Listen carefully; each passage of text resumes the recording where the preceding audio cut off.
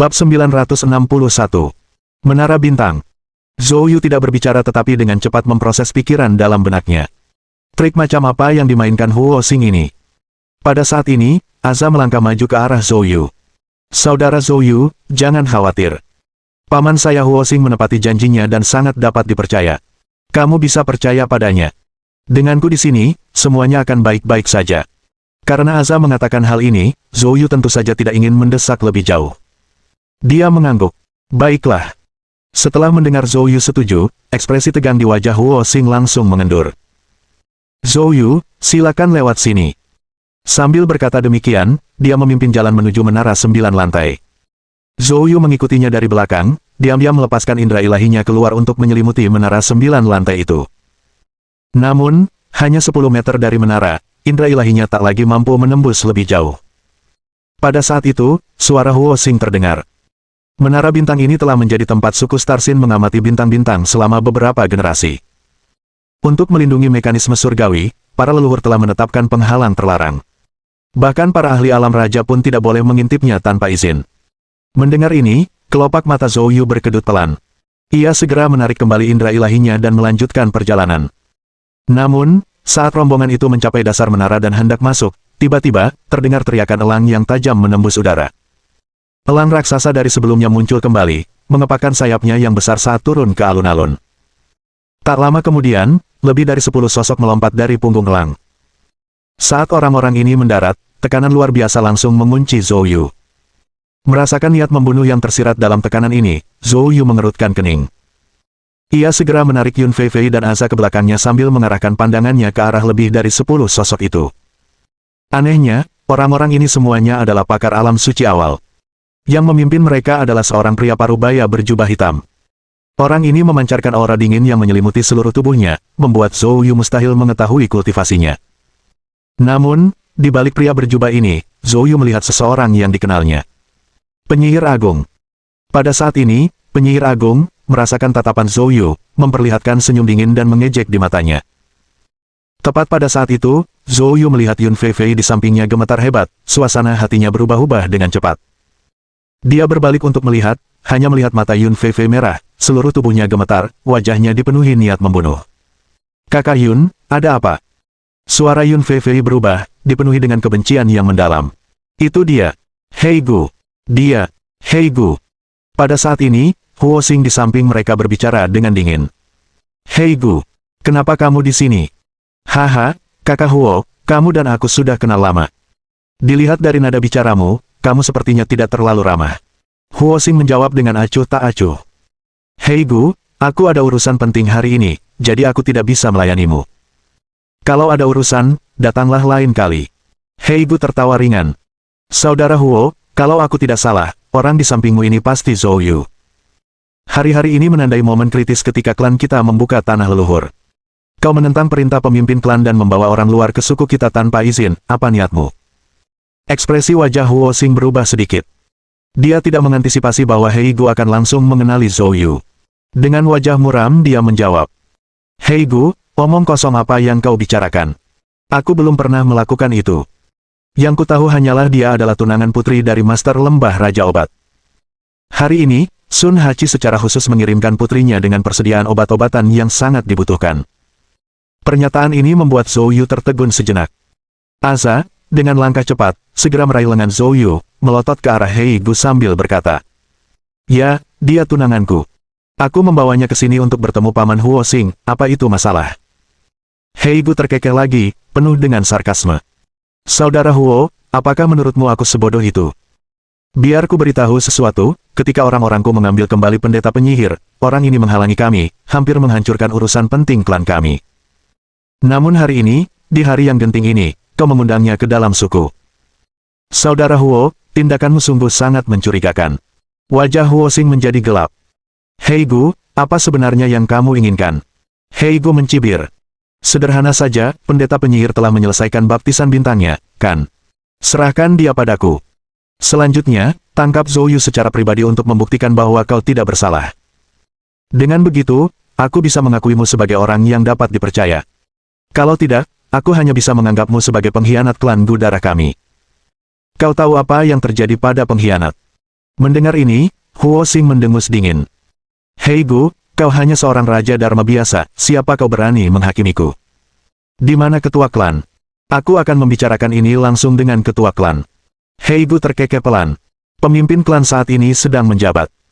Beliau telah mempercayakan wewenang penuh kepada saya untuk mengelola semua urusan klan, jadi anggaplah kata-kata saya sebagai ucapan beliau. Omong kosong. Huo Xing langsung mengumpat. Hei Gu, kau pikir kau siapa? Beraninya kau mengaku mewakili ketua klan. Aku peringatkan kau, segera pergi dari sini, atau jangan salahkan aku karena bersikap kejam. Hei Gu tertawa terbahak-bahak.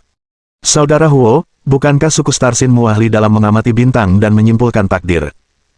Apakah kamu tidak melihat bahwa takdir klan Gu Darah telah berubah? Apa maksudmu?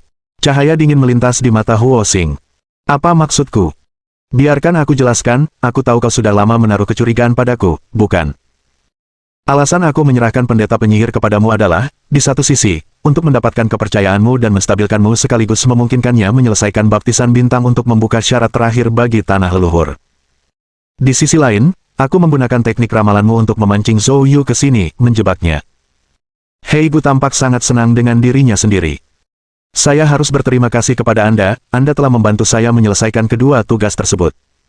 Bab 962. Bab 962. Gu pemakan hati. Begitu kata-kata ini diucapkan, wajah Huo Xing tiba-tiba menjadi sangat tidak sedap dipandang. Dia, pemimpin terhormat dari suku bintang, ahli dalam ramalan langit, tidak pernah menyangka akan dikalahkan oleh Hei Gu. Tetapi bukan itu yang paling membuatnya marah. Yang paling membuatnya marah, dan menimbulkan rasa takut dalam hatinya, ialah kenyataan bahwa dia telah meramalkan malapetaka bagi klan Gu Darah selama 20 tahun, namun dia tidak pernah mampu menyimpulkan sumbernya. Dan barusan, kata-kata Hei Gu dengan jelas mengungkapkan ambisinya. Sumber malapetaka itu tidak lain adalah Hei Gu, yang selalu menjalin hubungan persahabatan dengannya. Pria ini sekarang sepenuhnya memperlihatkan ambisinya. Apa yang ditunjukkannya ini? Mungkinkah dia sudah sepenuhnya siap? Menyadari hal ini, Huo Xing merasakan hawa dingin menjalar di sekujur tubuhnya. Pada saat ini, Zhou Yu juga memperhatikan. Tampaknya Huo Xing telah dimanipulasi oleh Hei Gu. Tanpa diduga, dia baru saja tiba di klan Blood Gu dan sudah terlibat dalam peristiwa penting seperti itu. Apakah ini takdir, atau hanya kebetulan? Zhou Yu menatap Hei Gu, berbicara dengan acuh tak acuh. Hei Gu, kau sudah bersusah payah memancingku ke sini. Apa tujuannya? Mungkinkah hanya untuk membalas dendam pada imam besar? Hei Gu tertawa dingin. Zhou Yu, kamu memang pintar.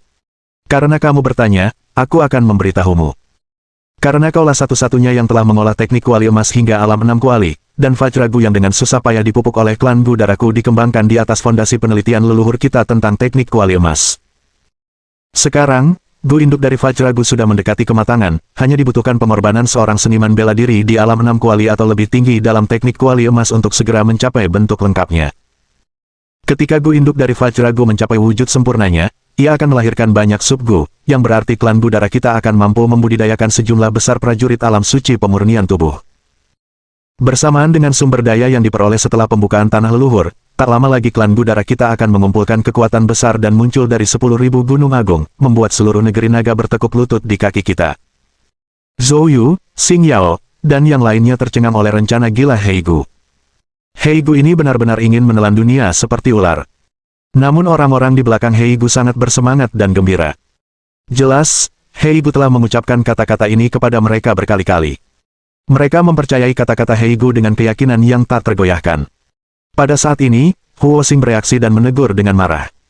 Hei Gu, selama lebih dari 20 tahun, aku terus-menerus meramal mekanisme surgawi, dan menemukan bahwa klan Gu Darah kita akan menghadapi bencana besar. Saat menyelidiki masalah ini, aku tidak pernah membayangkan bahwa kaulah dalang di balik semua ini. Hei Gu, aku peringatkan kau, kau harus segera menghentikan tindakan gilamu, kau hanya membawa klan Gu Darah menuju kehancuran. Mendengar ini, beberapa orang di belakang Hei Gu tiba-tiba kehilangan semangatnya. Mungkin mereka tidak akan mempercayai orang lain, tetapi mereka tidak dapat mengabaikan kata-kata Huo Xing. Lagi pula, semua orang tahu bahwa Huo Xing unggul dalam meramal mekanisme surgawi, dan suku bintang telah membantu klan Gu Darah mengatasi krisis berkali-kali sepanjang sejarah 1000 tahunnya. Merasakan perubahan sikap orang-orang di belakangnya, Hei Gu langsung berteriak dingin. Huo Xing, hentikan omong kosongmu. Omong kosong tentang meramal mekanisme surgawi itu, aku, Hei Gu, hanya percaya pada hal-hal yang bisa kupahami, aku tidak pernah percaya pada hal-hal ilusi itu. Aku sudah mengatakan semua yang perlu kukatakan, sesuai rencanaku, dalam 50 tahun, klan Budaraku bisa naik ke puncak dunia. Huo Xing, mengingat persahabatan kita di masa lalu, aku akan memberimu kesempatan untuk tunduk. Tunduklah padaku, dan di masa depan, aku akan menganugerahkanmu dan sukumu kejayaan yang tak tertandingi, atau hari ini akan menjadi hari kematianmu. Mendengar ini, Huo Xing mengutuk dengan marah. Menyerah padamu. Dalam mimpimu. Hei Gu, jika kau tidak menghentikan kegilaanmu sekarang, aku akan membunuhmu di tempat.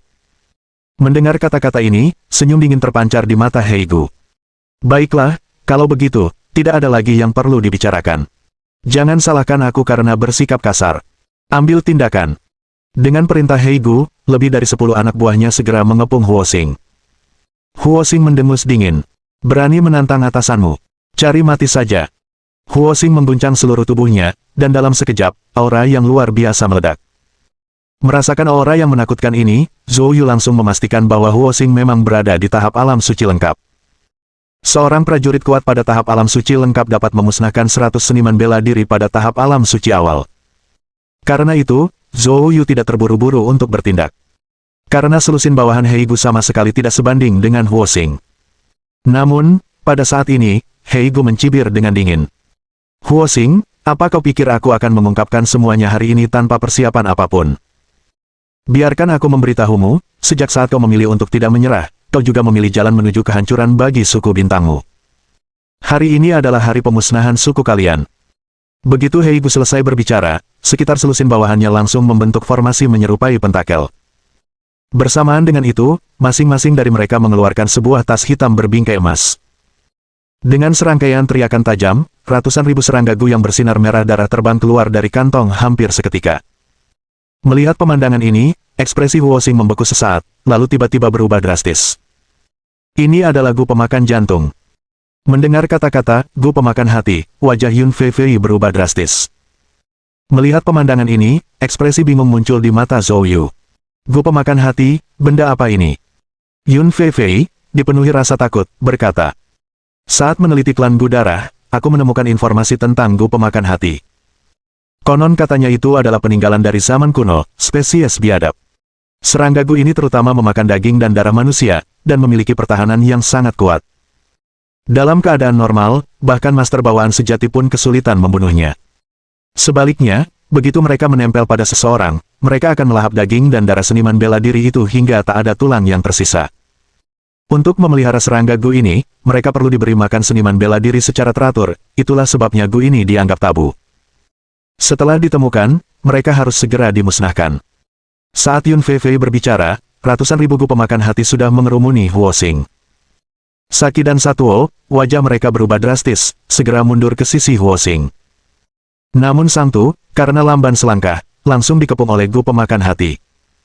Dalam waktu kurang dari sedetik, Sang Tu dilahap habis oleh Gu pemakan hati yang tak terhitung jumlahnya, hanya menyisakan genangan darah.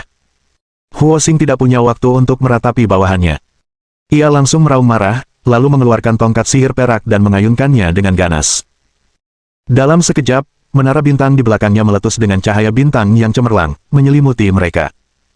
Dan seluruh Gu pemakan hati langsung menyerbu, mengepung mereka menjadi sebuah bola dalam sekejap mata. Dari luar, tidak ada bagian dalam yang terlihat. Melihat kejadian itu, Asha pun berteriak cemas. Dia langsung berteriak keras. Paman Huo Xing. Zhou Yu segera menariknya ke samping. Asha, jangan panik, dia seharusnya bisa menahan mereka untuk saat ini. Kita harus berurusan dengan mereka yang ada di depan kita terlebih dahulu.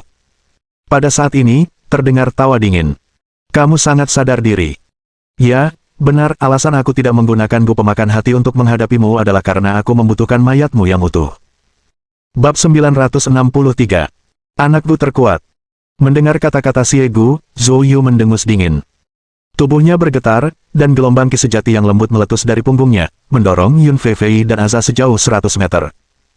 Segera setelah itu, mata Zhou Yu berkilau dengan cahaya dingin saat dia menatap Hei Gu. Kalau begitu, mari kita coba. Hei Gu mencibir jahat, sosoknya berkelebat saat ia menerkam ke arah Zhou Yu. Saat Hei Gu melancarkan gerakannya, aura mengerikan dari level alam suci lengkap miliknya meledak sepenuhnya. Meskipun Sang Tu telah menyebutkan hal ini sebelumnya. Melihatnya secara langsung masih membuat Zhou Yu sangat takjub. Klan Blood Gu memang sesuai dengan reputasinya sebagai klan dengan warisan ribuan tahun. Memiliki begitu banyak master di level alam suci lengkap. Melihat tinju Heigu melesat ke arahnya, Zhou Yu tak berani gegabah, langsung mengaktifkan teknik kuali emas sambil menyalurkan kekuatan geng naga. Diiringi 100 kekuatan ki berbentuk naga, Zhou Yu melancarkan pukulan untuk menghadapi serangan yang datang. Bang! Sebuah ledakan memekakkan telinga terjadi. Pada titik di mana tinju mereka bertabrakan, udara hancur berkeping-keping. Gelombang kejut yang dahsyat menyebar keluar. Baik Zhou Yu maupun Heigu terlempar mundur. Zhou Yu segera menenangkan diri, tetapi sebaliknya, wajah Heigu menjadi pucat akibat hantaman pukulan itu. Akan tetapi, Zhou Yu tidak menunjukkan tanda-tanda kegembiraan karena ia tahu bahwa keahlian Heigu terletak pada ilmu sihir dan teknik Gu, bukan pada penyempurnaan tubuh, yang merupakan kelemahan terbesar setiap Master Gu penyihir. Saat ini, Heigu mengandalkan aspek terlemahnya untuk menahan pukulan yang hampir merupakan pukulan terkuat Zhou Yu. Ini sudah cukup untuk menunjukkan betapa kuatnya Heigu sebenarnya. Seperti dugaannya, Heigu yang sudah tenang kembali, tidak marah sedikit pun dan malah mengeluarkan suara kagum. Teknik kuali emas benar-benar sesuai dengan reputasinya. Tak kusangka seorang kultivator alam suci awal sepertimu bisa menahan satu pukulanku dan bahkan melukaiku. Kalau tidak salah, teknik kuali emasmu sudah menembus alam 6 kuali. Sangat mengesankan. Kau telah berkembang menjadi persembahan kurban yang luar biasa. Mendengar ini, Zhou Yu mendengus dingin. Membanggakan diri sebelum waktunya seringkali berujung pada penghinaan. Mata Heigu berbinar-binar dengan cahaya mengejek. Membual. Zhou Yu, aku sudah menyelidikimu secara menyeluruh. Keandalan terbesarmu dalam menimbulkan kehebohan di negara bagian Qin dan kota Hai tak lain adalah teknik kuali emas ini. Pertahanannya yang tangguh memastikanmu tetap tak terkalahkan dalam pertempuran. Tapi itu tidak berarti apa-apa di hadapanku. Sambil berbicara, Heigu mengulurkan tangannya, memperlihatkan serangga pangkat emas yang berkilauan di telapak tangannya. Zhou Yu langsung mengenali serangga ini. Itu adalah Vajragu. Heigu menekan Vajragu dengan keras ke dadanya sendiri. Dalam sekejap, Vajragu menyatu ke dalam tubuhnya. Kulit Heigu mulai memancarkan cahaya keemasan yang menyilaukan. Tentu saja, Zhou Yu tidak akan hanya berdiri di sana dan menyaksikan saat ia menyatu dengan serangga Gu. Mengaktifkan teknik pergerakannya, dia melepaskan pukulan yang diresapi kekuatan geng naga berkekuatan penuh. Namun, Heigu mencibir dan langsung menyelesaikan fusinya. Lalu, tanpa repot-repot menghindar, ia malah menghadapi pukulan Zhou Yu secara langsung. Ledakan. 100 kekuatan ki berbentuk naga menghantam tubuh Heigu, namun sepenuhnya terhalang oleh cahaya keemasan yang terpancar dari kulitnya. Melihat ini, pupil mata Zhou Yu sedikit mengecil, lalu dia menarik napas tajam. Heigu mencibir saat ini. Zhou Yu, Gu Vajra yang kumiliki ini hampir lengkap. Di antara semua Gu keturunan, ini yang paling kuat. Setelah fusi, peningkatan yang diberikannya kepada inangnya tidak lebih lemah dari teknik kuali emasmu di alam 6 kuali. Sekarang, bahkan metode terkuatmu pun tak mampu menandingiku. Jadi, bagaimana rasanya? Apakah kamu putus asa? Mata Zhou Yu berkedip-kedip, tidak menunjukkan tanda-tanda ketakutan. Putus asa? Maaf. Aku tidak pernah tahu apa itu keputusasaan. Dasar keras kepala. Sambil mendengus dingin, Heigu mengaktifkan teknik gerakannya, menyerang Zhou Yu sekali lagi. Kali ini, ia tidak berusaha membela diri saat menyerang. Kecerobohan seperti itu akan menjadi kesalahan fatal bagi seorang ahli tingkat atas, tetapi Heigu jelas melakukannya dengan sengaja, dengan tujuan menghancurkan Zhou Yu secara psikologis. Melihat ini, senyum dingin yang nyaris tak terlihat tersungging di mata Zhou Yu. Tepat saat Heigu hendak mencapainya, Zhou Yu tiba-tiba menarik semua gang jin dari tubuhnya. Detik berikutnya, aura ki sejati yang luar biasa meletus darinya. Kemudian, Zhou Yu melepaskan serangan telapak tangan secara tiba-tiba. Dalam sekejap, Nether Fire True Ki berubah menjadi naga api, melesat ke arah Heigu. Heigu awalnya dipenuhi kesombongan, tetapi ekspresinya berubah drastis saat melihat gerakan itu. Ia segera mengaktifkan gang jin untuk membela diri. Namun, Nether Fire True Ki pada level Sein Realm merupakan salah satu kekuatan paling eksplosif dalam 5 elemen. Naga api menelan Heigu begitu bersentuhan, berubah menjadi api neraka yang menderu-deru dan menyelimuti seluruh tubuhnya. Serangkaian letusan pun terjadi. Ledakan api itu membelah langit, membentuk pilar api yang menyerupai awan jamur. Ledakan. Heigu terpental jauh oleh ledakan dahsyat itu, menghantam batu besar sejauh 100 meter. Meskipun ia segera bangkit berdiri, seluruh tubuhnya kini dipenuhi luka-luka dengan tingkat keparahan yang berbeda-beda, dengan darah menetes kemana-mana. Ketahanan Vajragu luar biasa, tetapi jelas dirancang untuk melawan Gang Jin, dan menawarkan pertahanan yang jauh lebih lemah terhadap Ki sejati. Heigu melotot tajam ke arah Zhou Yu. Kamu benar-benar berhasil mencapai alam suci pemurnian Ki. Tidak, itu mustahil.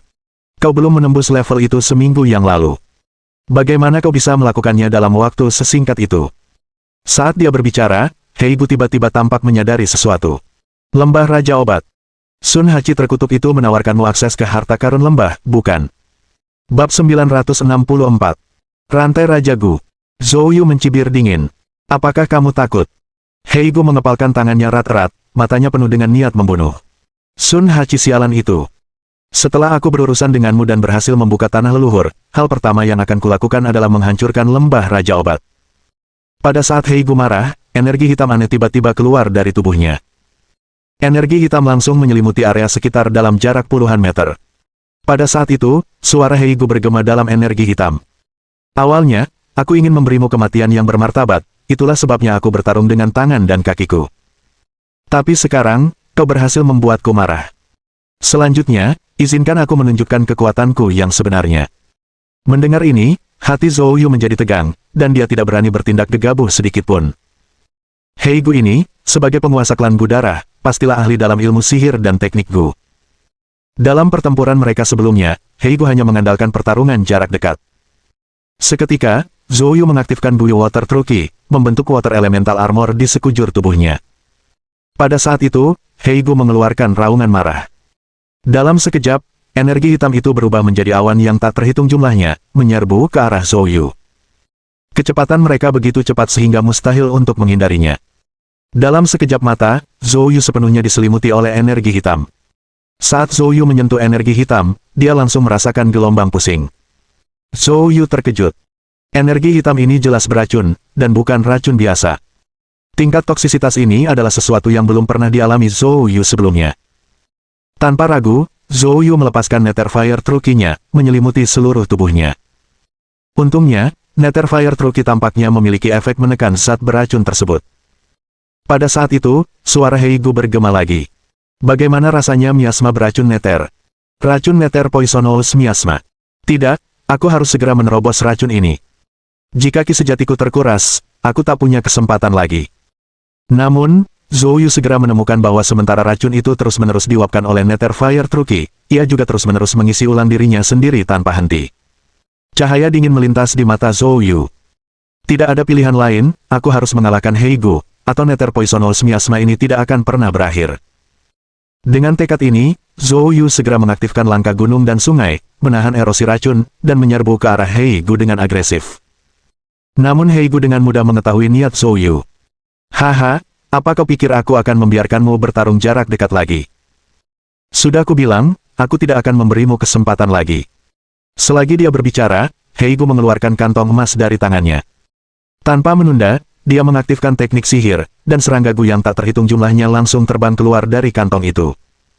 Serangga Gu ini benar-benar berbeda dari Gu pemakan hati yang sebelumnya mengepung Huoxing. Masing-masing serangga ini memancarkan aura abu-abu samar.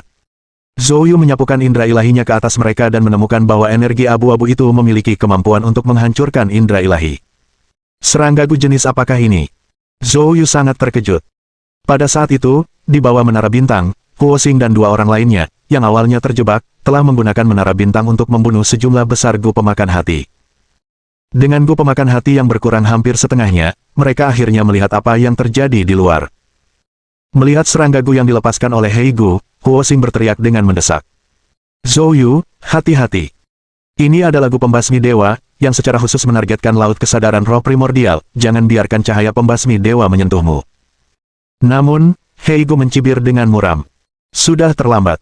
Bocah nakal, pergilah ke neraka. Saat kata-kata Heigu jatuh, kawanan dewa pembasmi Gu menyerbu seperti air pasang, langsung menelan Zhou Yu. Melihat ini, wajah Huoxing dipenuhi keputusasaan. Dia telah menghabiskan lebih dari 20 tahun menghitung dan menyimpulkan, menunjukkan Zhou Yu sebagai satu-satunya yang dapat menyelamatkan klan Gu Darah. Akan tetapi sekarang, dengan Zhou Yu yang dikepung oleh Dewa Pembasmi Gu, nyawanya tergantung pada seutas benang, apakah kesimpulan Huoxing salah? Atau apakah sudah ditakdirkan bahwa klan Gu Darah tidak dapat lolos dari malapetaka ini? Kemungkinan manapun menempatkan Huoxing di ambang kehancuran. Pada saat yang sama, wajah Heigu dipenuhi dengan ejekan. Huo Xing, tenanglah, dia tidak akan mati. Dia hanya akan dihancurkan oleh laut kesadarannya oleh Gu Pembasmi Dewaku, mengubahnya menjadi mayat hidup. Kemudian, dia akan dengan patuh menjadi persembahan untuk Ibu Gu King Kong, membantuku mencapai ambisi terbesarku. Sekarang, semua rencanaku berjalan sempurna. Huo Xing, aku tidak akan membunuhmu, aku ingin kau menyaksikan sendiri momen pendakianku ke puncak. Hahaha. Heigu tertawa nakal. Tampaknya mimpinya sudah dalam jangkauannya. Namun pada saat itu, kawanan Dewa Pembasmi Gu yang telah menelan Zhou Yu tiba-tiba mengeluarkan teriakan melengking. Suaranya anehnya dipenuhi teror. Heigu yang tengah tertawa, tiba-tiba membeku dan menyipitkan mata ke arah sumber gangguan. Dia melihat cahaya warna-warni tiba-tiba muncul dari dalam kawanan Dewa Pembasmi Gu. Begitu serangga Gu melihat cahaya warna-warni itu, mereka bereaksi seolah-olah tikus telah bertemu kucing, mereka berhamburan panik, jatuh ke tanah dan tergeletak tak bergerak. Zhou Yu yang sekarang terungkap berdiri di sana tanpa terluka sama sekali. Semua orang tercengang melihat pemandangan itu. Apa yang terjadi? Cahaya Dewa Pemadaman yang dipancarkan oleh Gu Dewa Pemadaman tidak dapat dilawan bahkan oleh para ahli alam suci lengkap tanpa artefak khusus. Namun Zhou Yu memblokirnya. Ini tidak mungkin. Heigu meraung marah dan mengaktifkan sihirnya, mencoba mengendalikan Gu Pembasmi Dewa. Namun, serangga-serangga itu tampak sama sekali tak terkendali, tak mundur maupun mematuhi perintahnya. Heigu terkejut sekaligus marah. Pada saat ini, Zhou Yu juga merasa bingung. Dia tidak tahu apa yang telah terjadi. Dia telah bersiap untuk melepaskan roh primordialnya sepenuhnya untuk pertahanan, tetapi tiba-tiba, Gu Pembasmi Dewa menghilang dengan sendirinya. Di tengah kebingungannya, dia tiba-tiba menyadari sesuatu. Dia segera mengambil gelang dari barang-barang miliknya. Gelang itu telah dipercayakan kepadanya oleh Sun Ling melalui Yang Xiwu sebelum penangkapannya. Meskipun Zhou Yu tidak pernah mengerti tujuannya, dia menyimpannya selama ini. Pada saat ini, gelang itu memancarkan cahaya warna-warni yang menyilaukan, luar biasa indahnya. Saat Zhou Yu menatap cahaya itu dengan terkejut, sebuah suara marah tiba-tiba terdengar di dekatnya. Itu rantai Raja Gu. Mustahil. Bagaimana kamu bisa memiliki artefak seperti itu? Saat Zhou Yu mengangkat kepalanya, dia melihat wajah Heigu pucat ketakutan, seolah-olah dia telah melihat hantu. Bab 965. Asal-usul. Pada saat ini, bahkan Huo Xing pun tercengang. Dia tiba-tiba tersadar dan segera bergegas menuju Zhou Yu. Namun, tepat saat ia mendekati Zhou Yu, Gu pemakan hati yang telah menyerangnya tiba-tiba mulai mundur satu persatu. Akhirnya, mereka semua bersujud di tanah, tak bergerak. Kali ini, Huo Xing benar-benar yakin. Benda di tangan Zhou Yu memang harta karun utama klan Gu darah, rantai Raja Gu. Zhou Yu, bagaimana kamu bisa memiliki benda ini? Huo Xing bertanya dengan tidak percaya. Zhou Yu ragu sejenak dan bertanya, apa asal-usul benda ini? Kau bahkan tidak tahu. Huo Xing bahkan lebih terkejut. Zhou Yu menggelengkan kepalanya. Huo Xing tercengang sesaat. Kemudian dia menjelaskan. Barang ini diciptakan saat berdirinya klan Blood Gu, ditempa selama beberapa generasi pemimpin klan menggunakan teknik rahasia. Ini adalah harta karun tertinggi. Benda ini bisa menekan hampir semua serangga Gu. Melihat benda ini seperti melihat Raja Gu. Sejak awal, benda ini telah menjadi pusaka para pemimpin klan. Hanya pemimpin klan yang berhak memakainya. Namun, lebih dari 30 tahun yang lalu, pemimpin klan disergap di luar, nyaris lolos. Namun, rantai Raja Gu pun hilang. Aku tidak pernah menyangka itu akan muncul di tanganmu. Mendengar ini, Zhou Yu semakin tercengang. Karena rantai Raja Gu diberikan kepadanya oleh Sun Ling. Dia pikir itu hanya semacam tanda, tetapi dia tidak menyangka nilainya sangat besar. Dan efeknya, itu praktis merupakan artefak ilahi. Dengan benda ini, bukankah berarti dia bisa berkeliaran bebas di klan Gu? Pada saat ini, Heigu yang berdiri di dekatnya, memasang ekspresi sangat muram. Rencananya hampir berhasil, tetapi tanpa diduga, rantai Raja Gu yang telah lama hilang muncul kembali. Bukankah itu berarti dia sekarang tidak punya cara untuk menghadapi Zhou Yu? Tidak. Sama sekali tidak. Untuk mewujudkan rencana gilanya, Vajra Gu yang sudah terbentuk sempurna sangatlah diperlukan. Setelah berpuluh-puluh tahun merencanakan, dia sama sekali tidak bisa menerima kegagalan seperti itu. Heigu meraung marah. Jadi bagaimana jika kamu sudah mendapatkan rantai Raja Gu? Rantai Raja Gu tidak bisa menekan semua serangga Gu. Nah, aku sudah mempersiapkan diri selama puluhan tahun dan punya banyak trik. Nah, sekarang aku akan membiarkanmu mencicipinya. Dengan kata-kata itu, Hei Gu segera membentuk serangkaian segel tangan yang rumit sambil bergumam dalam hati. Saat mantra rumitnya terungkap, dua aura yang sangat kuat tiba-tiba terpancar dari tubuhnya. Merasakan aura ini, ekspresi Huo Xing berubah drastis, seolah-olah dia sudah menebak apa itu. Pada saat itu, dua titik di bahu Hei Gu mulai menggeliat. Beberapa saat kemudian, dua serangga Gu yang menyerupai ulat muncul dari tubuhnya. Melihat makhluk-makhluk ini, Huo Xing berseru. 9 mimpi Fata Morgana Gu. Hei Gu, kau benar-benar berhasil membudidayakan serangga Gu yang telah punah ini. Pada saat ini, wajah Hei Gu dipenuhi dengan kegilaan. Apakah kau pikir rencana jahatku selama puluhan tahun ini hanya lelucon? Untuk memimpin klan Daragu keluar dari 10.000 gunung besar dan mengklaim kekuasaan atas dunia, usaha yang telah kulakukan, Hei Gu, berada di luar pemahamanmu. Hari ini, tidak ada seorang pun yang bisa menghentikan saya. Saat dia selesai bicara, dia tiba-tiba melambaikan tangannya, dan 29 mimpi Mirage Gu langsung menyerbu ke arah Zhou Yu. Huo Xing segera berteriak. Tuan Zhou, Gu 9 mimpi Mirage adalah serangga peninggalan kuno, dan rantai Raja Gu kemungkinan besar tidak akan mempan pada mereka. Lagi pula, Gu ini secara khusus menargetkan roh primordial seseorang. Kamu harus berhati-hati. Saat Huo Xing berteriak, kedua serangga Gu telah mencapai Zhou Yu. Zhou Yu segera bersiap melepaskan jari api meledaknya untuk membunuh mereka, tetapi pada saat itu, kedua serangga Gu tiba-tiba lenyap tanpa jejak. Saat Zhou Yu ragu-ragu sejenak, dia merasakan sesuatu menyerang laut kesadarannya, diikuti oleh rasa sakit yang tajam. Ekspresi wajah Zhou Yu berubah drastis. Sungguh mengherankan, kedua 9 mimpi Mirage Gu itu secara misterius telah memasuki tengkoraknya dan sekarang menyerang laut kesadarannya. Zhou Yu merasa ngeri. Ini benar-benar tak masuk akal, dia tidak merasakan apapun. Lautan kesadaran sangatlah rapuh. Jika sampai rusak, akibatnya tak terbayangkan. Zhou Yu segera mencoba memobilisasi roh primordialnya untuk melakukan serangan balik, tetapi sebelum dia dapat melakukannya, manik jiwa yang mengambang di laut kesadarannya tiba-tiba bereaksi. Manik jiwa bergetar pelan, dan sebuah cahaya abu-abu berkelebat.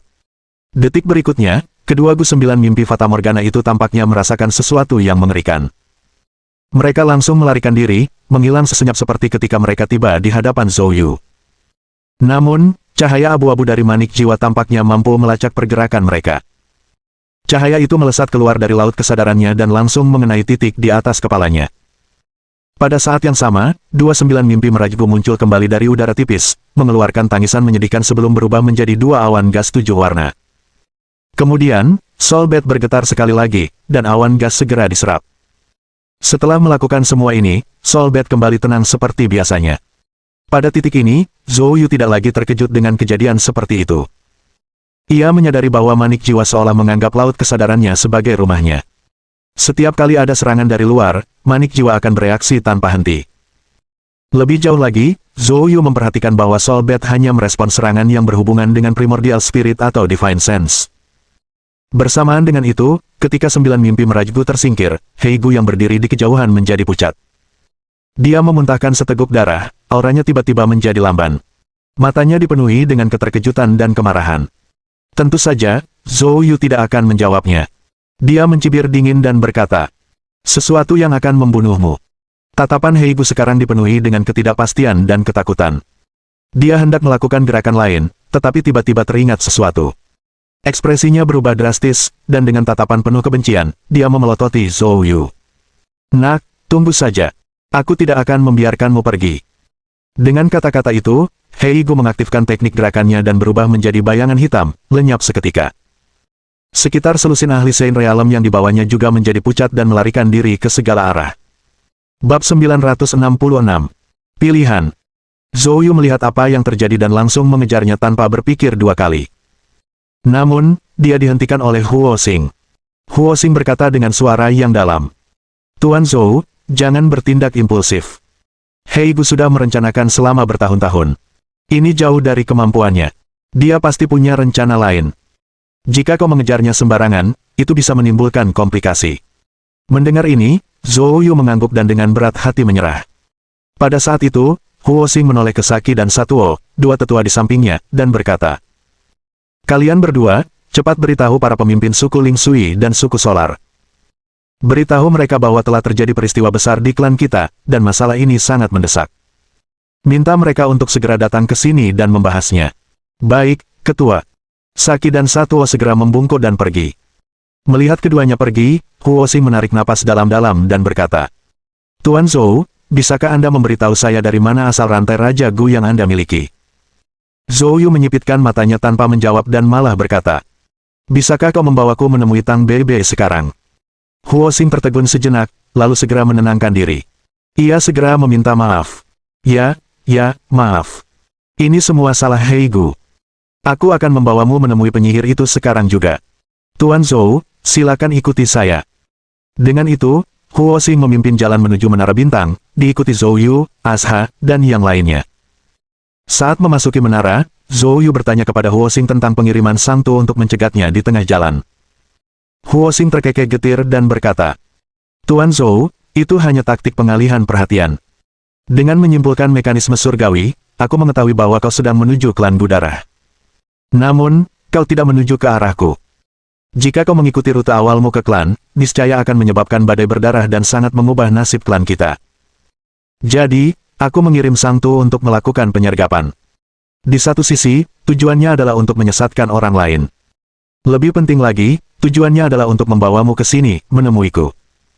Melihat senyum malu Huo Xing, mata Zhou Yu memancarkan sedikit ketidaksetujuan tetapi menahan diri untuk tidak bertanya lebih lanjut. Dia sadar betul bahwa Huo Xing tidak sepenuhnya berkata jujur. Mengirim Sang Tu untuk mencegatnya sebagian untuk memancingnya ke sini. Tapi itu juga untuk menguji kekuatannya. Jika dia lemah, tidak akan ada masalah selanjutnya yang perlu ditangani.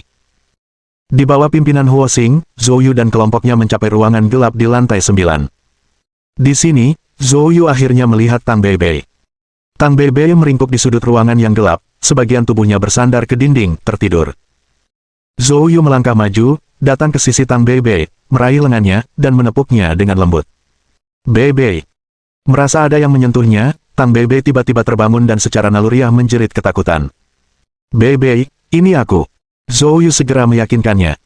Pada saat ini, Tang Beibei melihat wajah Zhou Yu dengan jelas. Kakak Yu. Tang Beibei tertegun sejenak, lalu segera melemparkan dirinya ke pelukan Zhou Yu dan menangis. Tubuhnya yang gemetar membuat Zhou Yu sangat merasakan ketakutan dan keluhan yang dialaminya selama ini. Beibei, sudah berakhir. Aku berjanji padamu, aku akan membawamu pergi dari sini. Tang Beibei menangis selama lebih dari 10 menit sebelum akhirnya tenang. Ekspresi wajah Zhou Yu menjadi gelap saat dia menoleh ke Huo Xing. Mengapa kau mengurungnya di sini? Huo Xing tersenyum getir dan berkata, Tuan Zhou, Tang Beibei mewarisi garis keturunan Dewa Penyihir. Menjaganya di sini penting karena dia harus menjalani baptisan bintang. Hanya dengan begitu garis keturunan Dewa Penyihir dapat sepenuhnya bangkit. Zhou Yu berkata dengan dingin. Apakah kamu bertanya apakah dia mau? Kau memaksanya melakukan ini. Huo Xing buru-buru menjelaskan. Tuan Zhou, Anda mungkin tidak menyadarinya. Begitu, garis keturunan Dewa Penyihir terwujud, ia harus menjalani baptisan bintang agar tetap hidup. Kalau tidak, ia pasti akan mati pada usia 25 tahun. Tak seorang pun bisa menyelamatkannya.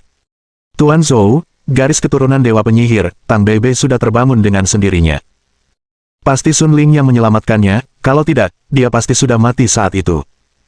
Mendengar ini, Zhou Yu teringat. Sun Ling memang telah menyebutkan hal ini. Saat itu, Tang Beibei sudah diambang kematian, dan Sun Ling lah yang menyelamatkannya. Dalam kasus itu, Huo Xing tidak berbohong. Meskipun demikian, Zhou Yu memeriksa sendiri kondisi Tang Beibei. Setelah diperiksa, mata Zhou Yu menunjukkan sedikit keterkejutan. Baik meridian maupun organ dalamnya, tubuh Tang Beibei tampak diselimuti lapisan kekuatan spiritual sebening kristal. Fisiknya memancarkan kemurnian dari dalam keluar. Dengan konstitusi semacam itu, mengolah ki sejati atau roh primordial akan berjalan sangat lancar, bebas dari halangan apapun. Pria tua itu pernah menyebutkan konstitusi semacam itu sebelumnya. Namun, saat itu, kata-katanya terasa terlalu fantastis, membuat Zhou Yu skeptis. Namun, sekarang setelah Zhou Yu melihatnya sendiri, ia sangat takjub. Sambil menarik napas dalam-dalam, Zhou Yu menarik kembali indera kedewaannya dan berbalik menghadap Huo Xing. Aku pernah dengar sebelumnya kalau membuka tanah leluhur membutuhkan garis keturunan penyihir dan guroh. Aku ingin tahu, apakah ini akan membahayakan Beibei? Huo Xing ragu sejenak sebelum menjawab. Membuka tanah leluhur membutuhkan darah esensi penyihir. Karena tanah leluhur belum dibuka selama 1000 tahun, kami tidak dapat memprediksi jumlah pasti darah esensi yang dibutuhkan saat ini. Namun, menurut catatan sejarah dan kesimpulan klan kami, belum pernah ada kejadian di mana seorang penyihir meninggal selama proses pembukaan. Mendengar ini, tatapan Zhou Yu menjadi muram. Setelah merenung sejenak, dia menoleh ke Tang Beibei. Beibei, apakah kamu ingin melakukan ini? Jika tidak, aku akan melakukan apapun dan mengeluarkanmu dari sini. Jika seseorang menanyakan pertanyaan ini kepada Tang Beibei sebelum Zhou Yu tiba, dia pasti akan menolak. Namun kini, saat melihat Zhou Yu berdiri di hadapannya, ditambah dengan apa yang dilihat dan didengarnya selama ini, dia mulai mengerti. Membuka tanah leluhur adalah sesuatu yang telah lama dinantikan oleh seluruh klan Gudarah. Semua orang yang ditemuinya menatapnya dengan mata penuh semangat dan harapan. Ia tahu betul bahwa jika ia menolak, ia akan langsung menjadi musuh klan Gudarah. Dan jika Zhou Yu mencoba melindunginya dengan paksa, ia juga akan menjadi musuh klan. Pada saat itu, tidak seorang pun dapat memprediksi apa yang akan terjadi. Tetapi apapun yang mungkin terjadi, tidak satu pun yang ingin dilihat Tang Beibei. Setelah berpikir sejenak, Tang Beibei menatap Zhou Yu, dan dengan tekad yang kuat, berkata, "Kakak Yu, aku bersedia." Bab 967. Menginformasikan. Zhou Yu tidak pernah menyangka bahwa Tang Beibei, yang gemetar ketakutan di ruangan gelap, benar-benar setuju untuk tinggal dan menyelesaikan tugas membuka tanah leluhur klan Gudarah. Hal ini membuat Zhou Yu tertegun sejenak. "Beibei, apakah kamu benar-benar bersedia?" Senyum simpul tampak di wajah pucat Tang Beibei. "Kakak Yu, aku sungguh bersedia. Sebenarnya, saya belum pernah bertemu orang tua saya sejak kecil. Pertama, saya diadopsi dan tumbuh bersama saudara Tang Long, lalu bertemu Anda, saudari Sui Tianyu, dan guru Sun Ling. Saya sungguh bahagia dan bersyukur. Saya tidak ingin kehilangan semua ini, jadi ya, saya bersedia." Mendengar ini, Zhou Yu juga sangat tersentuh. Dalam beberapa hal, pengalaman Tang Beibei cukup mirip dengan pengalamannya sendiri. Ia tidak bertemu orang tuanya sejak kecil, diadopsi dan dibesarkan oleh seorang pria tua, dan kemudian bertemu banyak orang yang sangat ia sayangi. Dengan demikian, ia dapat sepenuhnya memahami Tang Beibei. Zhou Yu menatapnya dalam-dalam. "Beibei, jangan khawatir, aku tidak akan membiarkan apapun terjadi padamu." Tang Beibei mengangguk gembira. Menyaksikan ini, Huo Xing, yang berdiri di belakang Zhou Yu, juga menghela napas lega. Jika Tang Beibei bersikeras pergi, apa yang akan dia lakukan? Menghadapi Zhou Yu. Jika sampai itu terjadi, mungkin akan memicu kekacauan yang tidak terduga.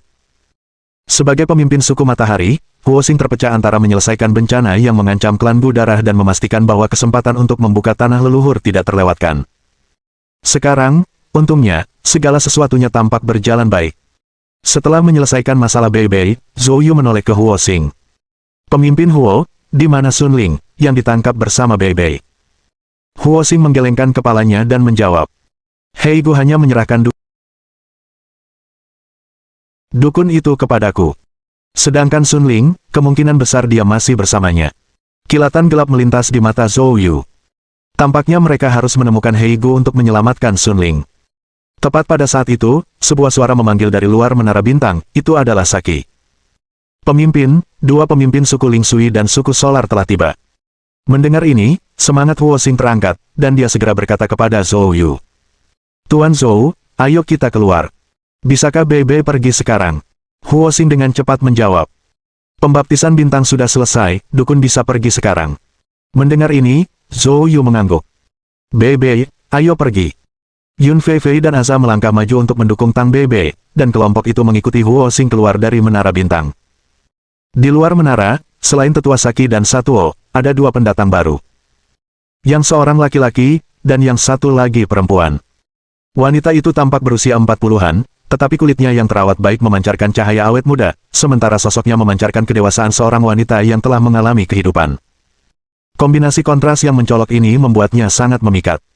Di sampingnya berdiri seorang pria berjubah sederhana, berpenampilan kasar. Kalau bukan karena energi luar biasa yang terpancar darinya, siapapun mungkin mengira dia seorang petani. Setelah melihat mereka, Huo Xing segera memperkenalkan mereka. "Tuan Zhou, izinkan saya memperkenalkan Anda. Wanita anggun ini adalah pemimpin suku Ling Sui, He Suyu. Dan ini adalah pemimpin suku Surya, Surigang. Saudari He, saudara Su, ini Zhou Yu." Saat Huo Xing menyelesaikan perkenalan, indera ketuhanan He Suyu dan Surigang menyapu tubuh Zhou Yu. Setelah penyelidikan mereka, secercah keraguan melintas di mata elegan He Suyu, meski dia menahan diri untuk berbicara terlebih dahulu. Namun, Surigang segera berkata. Huo, omong kosong macam apa ini? Kau memanggil kami ke sini hanya untuk anak ini. Anak ini dari dunia luar, bukan? Huo Xing buru-buru menjawab. Saudara Su, Saudari He, apakah kalian ingat malapetaka yang telah kuramalkan di dalam klan kita selama bertahun-tahun? Sekarang, sumber bencana ini telah ditemukan. Apa? Wajah He Suyu dan Surigang membeku. Keduanya bertukar pandang, dan dari pantulan di mata masing-masing, mereka melihat jejak skeptisisme. Lagi pula, ketika membahas tentang mekanisme surgawi, keduanya selalu agak ragu. Kini, melihat Huo Xing begitu teguh, mereka ragu sejenak. He Suyu yang pertama berbicara. Saudara Huo, sumber apa sebenarnya yang Anda maksud? Huo Xing menceritakan kejadian seputar Hei Gu secara rinci. Setelah mendengar penjelasannya, wajah He Suyu dan Surigang berubah menjadi sangat heran. Menurut kata-katamu, Hei Gu sudah menaklukkan pemimpin klan dan para tetua. Bagaimana mungkin? Belum lagi kultivasi ketua klan yang tak terduga, bahkan kultivasi Nyonya Hei pun melampaui Hei Gu. Lalu, ada 4 Raja Agung, masing-masing dari mereka setara dengan Hei Gu dalam hal kemampuan. Wajah Surigang dipenuhi dengan keraguan. Huo Xing mendesah dan menggelengkan kepalanya. Masalah ini memang membingungkan, dan aku tidak bisa memberikan penjelasan. Tapi kumohon, kalian berdua harus percaya padaku. Jika ini belum benar-benar terjadi, maka ini hanyalah alarm yang tidak perlu. Tapi jika prediksiku benar, setengah dari kekuatan klan kita telah dikendalikan oleh Hei Gu. Saat ini, hanya 3 suku kita yang tidak terdampak. Kita harus menemukan cara untuk menyelamatkan pemimpin klan dan yang lainnya sesegera mungkin. Surigang mengerutkan keningnya. Huo, meskipun apa yang kau katakan sepenuhnya benar. Ini masalah internal klan kita. Apa hubungannya dengan anak ini? Huo Xing segera berbalik ke arah Zhou Yu dan berkata, Tuan Zhou, tolong tunjukkan barang itu kepada mereka. Zhou Yu tahu persis apa yang dimaksud Huo Xing. Dia meraih barang-barang miliknya dan mengeluarkan rantai Raja Gu. Saat melihat rantai Raja Gu di tangan Zhou Yu, He Suyu dan Surigang awalnya tertegun, tetapi ekspresi mereka segera berubah menjadi terkejut. Ini adalah rantai Raja Gu. Huo Xing mengangguk dalam. Saudari He, Saudara Su, ketiga suku kita telah terjalin sejak zaman dahulu. Meskipun tidak ada hubungan darah, ikatan kita melampaui ikatan saudara kandung. Aku mohon kamu untuk percaya padaku. Rantai Raja Gu yang telah lama hilang berada di tangan Zhou Yu bukanlah suatu kebetulan. Aku sudah meramalkan bahwa Zhou Yu akan menjadi kunci untuk membantu kita mengatasi bencana ini. Mendengar ini, alis Surigang berkerut lebih dalam. Huo, aku sangat percaya padamu, tapi apa yang kau katakan itu terlalu luar biasa. Anak ini baru berada di alam suci awal dan merupakan orang luar. Tapi kau bilang dia berhasil melukai Hei Gu. Aku tak percaya. Huo Xing membeku. Kakak Su, apa maksudmu? Surigang menatap Zhou Yu. Aku perlu menguji kekuatan anak ini sendiri. Sudah aku bilang sejak awal, aku tidak akan menahan diri. Kalau dia tidak bisa menangkis seranganku, aku tidak punya alasan untuk percaya bahwa dia bisa membantu kita menyelesaikan krisis klan. Mendengar ini, Huo Xing menjadi cemas. Dia hendak mengajukan keberatan, tetapi Surigang mengangkat tangannya untuk membungkamnya, lalu terus menatap dingin ke arah Zhou Yu. Nak, hadapi beberapa gerakanku atau pergi sekarang juga. Bab 968. Pengujian. Menghadapi tantangan Surigang, Zhou Yu tetap tanpa ekspresi. Karena kamu bersikeras, aku akan mengabulkan permintaanmu. Mendengar persetujuan Zhou Yu, Huo Xing menjadi cemas dan segera memperingatkan. Tuan Zhou, kekuatan Sutua adalah yang terbesar di antara kami bertiga. Dia melangkah ke alam suci sempurna hampir 30 tahun yang lalu. Sebelum Zhou Yu dapat menjawab, Asha melengkungkan bibirnya. Dia selalu merasa Surigang tidak menyenangkan, dan tentu saja, kata-katanya tajam. Jadi apa? Zhou Yu mengalahkan 2 orang seperti dia di desa Raja Obat kita. Perkataan Asha langsung mengundang tatapan heran dari Surigang, He Suyu, dan Huo Xing. Terutama Surigang. Meskipun agak kesal, saat melihat Asha hanyalah seorang gadis berusia 16 atau 17 tahun, ia hanya mendengus dan menganggap kata-katanya sebagai omong kosong kekanak-kanakan. Surigang menoleh ke Zhou Yu. Nak, aku tidak akan memanfaatkanmu. Aku beri kamu waktu beberapa menit untuk bersiap. Katakan padaku kapan kamu siap. Zhou Yu berkata dengan acuh tak acuh. Melihat kesombongan Zhou Yu, Surigang mendengus dingin dan tidak membuang waktu. Suara mendesing. Suara samar bergema. Sosok besar Surigang tiba-tiba lenyap. Teknik pergerakannya cepat sekali. Hal ini mengejutkan Zhou Yu. Namun, itu saja. Dengan sapuan indera ilahinya, Zhou Yu segera menghentakkan satu kakinya dengan keras, melontarkan dirinya dengan tajam ke udara. Tepat pada saat Zhou Yu melesat ke atas bagai kilat, bayangan gelap menyapu bawah kakinya. Namun kemudian, bayangan itu menghilang lagi. Pada saat ini, sosok Zhou Yu mulai turun. Dan tepat pada saat itu, bayangan gelap tiba-tiba muncul di belakang Zhou Yu, dan sosok Surigang muncul dari sana. Senyum dingin muncul di wajahnya saat dia melepaskan pukulan secepat kilat ke arah punggung Zhou Yu. Ledakan. Pukulan itu mendarat keras pada sosok Zhou Yu. Namun di saat berikutnya, Zhou Yu yang terkena pukulan itu, tiba-tiba menghilang. Surigang terkejut dan segera menyadari apa yang terjadi. Tepat pada saat itu, sebuah suara datang dari samping. Kecepatanmu memang luar biasa. Mendengar ini, Surigang menoleh, dan orang yang berbicara adalah Zhou Yu. Zhou Yu berdiri dengan tenang sekitar 30 meter jauhnya, lengannya disilangkan, memperlihatkan aura ketenangan. Mata Surigang menyipit. Tidak buruk. Di seluruh klan Gudara, hanya ada 3 orang yang bisa melampauiku dalam teknik gerakan. Setidaknya untuk ini, kamu telah menarik perhatianku. Zhou Yu berkata dengan tenang. Tapi ada, tetapi, yang akan datang, bukan? Surigang mencibir. Tapi ini saja tidak cukup untuk meyakinkanku bahwa kaulah yang bisa membantu klan Gudaraku mengatasi krisis besarnya. Kecuali kau bisa menahan pukulanku ini. Dengan itu, Surigang tiba-tiba mengubah posturnya menjadi menerjang dan menyerang Zhou Yu, tinjunya, yang sebesar pot pasir, menghantam ke bawah. Saat pukulan itu mendarat, ledakan sonik yang tajam meletus dari kekuatan tinjunya. Efek mengerikan ini berasal dari pelepasan kekuatan Ki pada intensitas puncaknya. Menghadapi pukulan ini, Zhou Yu tidak menghindar. Malah, raut wajahnya berubah menjadi gembira. Dia segera mengaktifkan teknik kuali emas yang dilengkapi dengan kekuatan geng naga. Dengan kekuatan penuh, dia menyerang dengan pukulannya sendiri. Seketika, lebih dari 100 kekuatan Ki berbentuk naga muncul. Pukulan kuat keduanya bertabrakan dalam sekejap. Ledakan. Sebuah ledakan dahsyat bergema, disertai gelombang kejut Gang Jin yang dahsyat beriak keluar. Huo Xing dan He Suyu, yang menyaksikan dampaknya, secara naluriah bereaksi. Bersamaan dengan itu, mereka mencegat gelombang kejut yang menyebar untuk mencegah kerusakan tambahan. Saat tabrakan dahsyat itu berakhir, Zhou Yu dan Surigang terpental mundur. Surigang terbang hampir 100 meter sebelum akhirnya menstabilkan dirinya. Matanya tiba-tiba bersinar merah darah. Sekali lagi. Dengan teriakan yang dahsyat, cahaya merah darah Surigang mulai meluas dengan cepat, menyelimuti seluruh tubuhnya dalam beberapa saat. Di dalam cahaya merah tua, bayangan samar parasit Gu merah muncul. Pada saat yang sama, gelombang kekuatan yang mengerikan terpancar dari Surigang. Melihat ini, wajah Huo Xing berubah, dan dia menyerang maju tanpa ragu-ragu. Su tua, berhenti. Huo Xing, minggir. Saat cahaya merah darah menyelimuti dirinya, seluruh sikap Surigang berubah menjadi liar, niat bertarungnya meluap-luap. Huo Xing berteriak mendesak. Su tua, apa kau sudah gila? Kau bahkan menggunakan Gu Ganas. Mendengar nama Gu Ganas, sekilas keterkejutan terpancar di mata Zhou Yu. Yun Feifei sebelumnya telah menjelaskan kepadanya bahwa Gu Ganas merupakan jenis parasit Gu yang menyatu, dikenal karena kekuatannya yang sangat besar. Tampaknya Surigang telah menyatu dengan Gu yang ganas.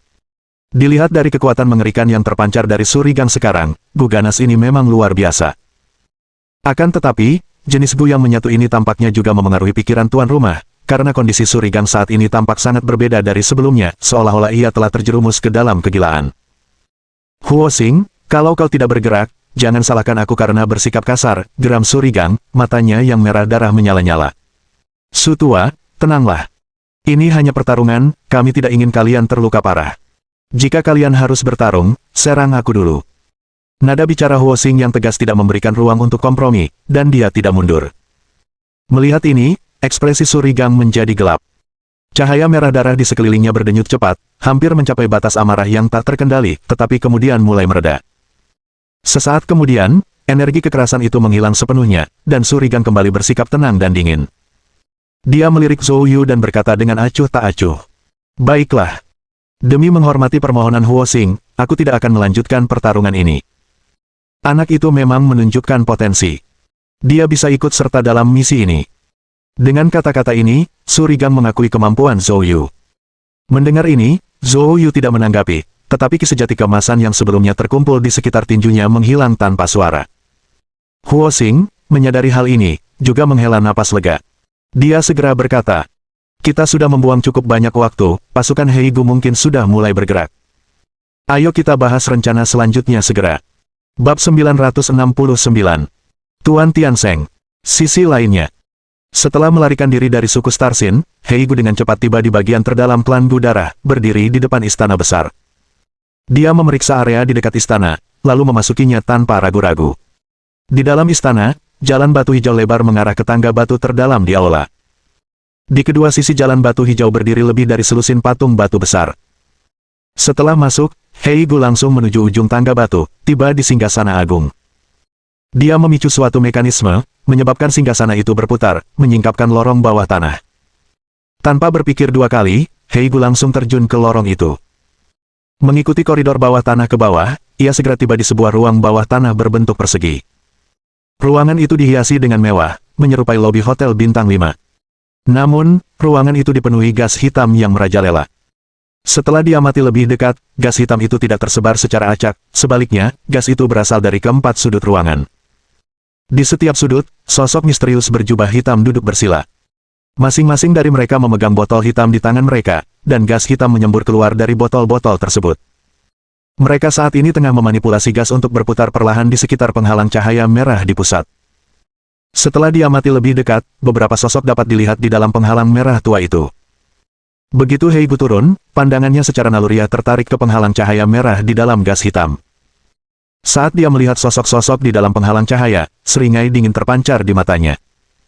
Dengan hati-hati menghindari gas hitam di dalam ruangan, ia menyelinap ke ruangan kecil di sebelahnya. Berdiri di pintu, sekilas cahaya aneh melintas di mata Heigu saat dia berbicara. Saudara Tiansheng, Zhou Yu yang kau minta untuk tangkap telah dipancing ke klan Blood Gu. Dia sekarang berada di suku Starsin. Namun, sesaat kemudian, pintu ruangan terbuka dan seorang lelaki tua berwajah kurus melangkah keluar. Saat melihatnya, kilatan kewaspadaan yang tak terlihat bersinar di mata Heigu. Pria ini dikenal sebagai Tetua Tiansheng, tokoh berpangkat tinggi dari domain gelap. Fakta bahwa pemimpin klan dan yang lainnya terjebak sebagian besar berkat kerjasamanya. Tentu saja, pria ini punya agendanya sendiri. Hubungan mereka bisa digambarkan sebagai eksploitasi bersama.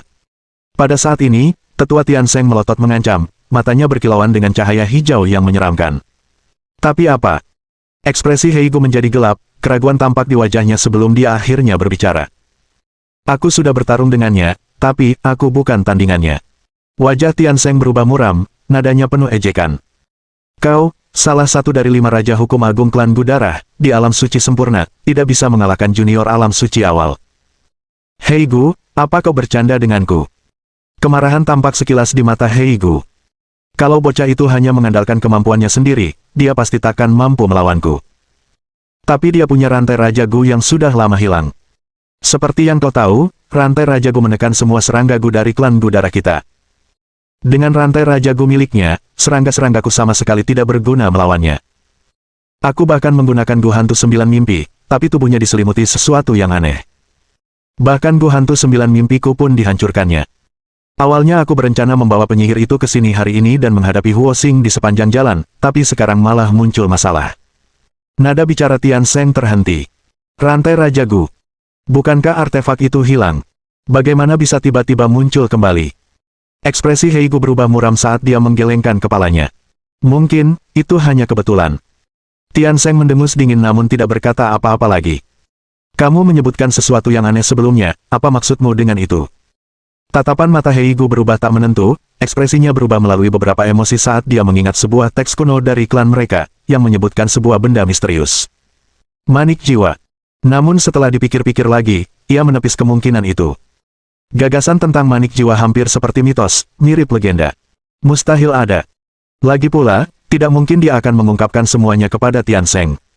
Dengan mengingat hal itu, Heigu menarik napas dalam-dalam, sikap dinginnya kembali. Lupakan saja, mari kita kesampingkan itu untuk saat ini. Saudara Tiansheng, kita punya masalah mendesak. Karena saya gagal menangani Huo Xing sesuai rencana, dia jadi curiga dan memberitahu para pemimpin 2 suku lainnya. Saya baru saja menerima kabar bahwa He Suyu dan Su Rigang sudah memimpin bala bantuan ke suku Starsin. Dari apa yang ku ketahui tentang mereka, Huo Xing pasti sudah tahu bahwa ketua klan sedang dalam masalah.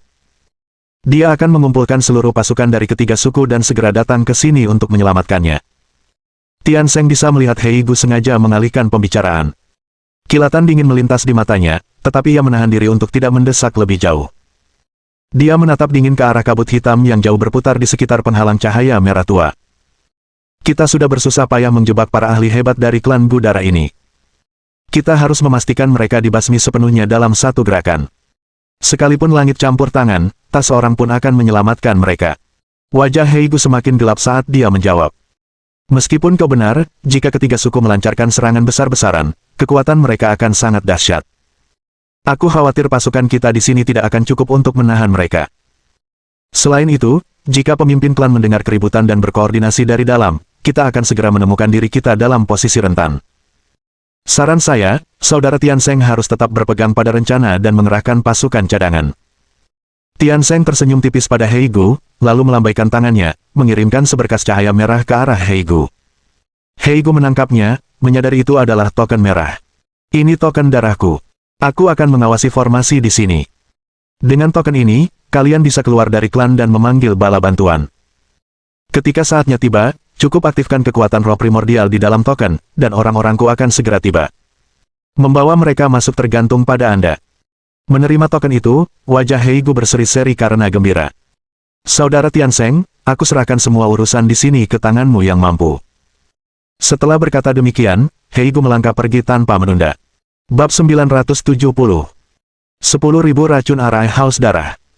Pada saat yang sama, di dalam perisai cahaya berwarna darah di tengah kabut hitam. 6 sosok duduk bersila. Di antara ke-6 orang itu, ada 5 pria dan 1 wanita. Mereka adalah pemimpin klan Gudara, istri pemimpin klan Yin Luo, dan 4 raja hukum agung lainnya. Pada saat ini, mereka semua duduk bersila di tanah. Di antara keempat raja hukum yang agung, seorang pria berwajah garang tengah mengumpat dengan marah. Heigu pengkhianat itu, saat aku keluar, aku harus mencabik-cabiknya menjadi 8 bagian.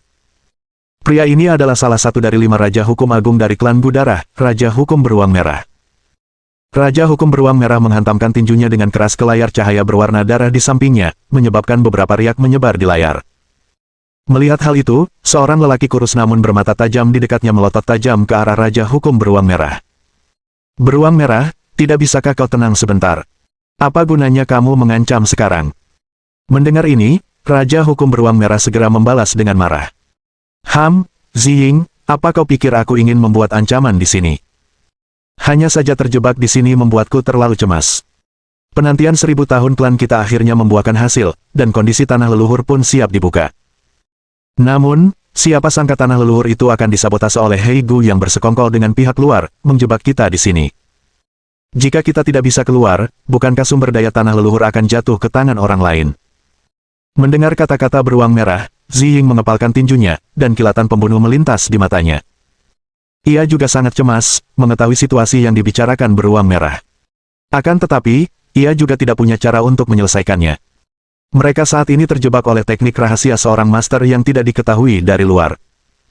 Belum lagi melarikan diri, bahkan ki primordial mereka pun terus-menerus dilahap oleh ki darah yang dipancarkan oleh perisai cahaya berwarna darah.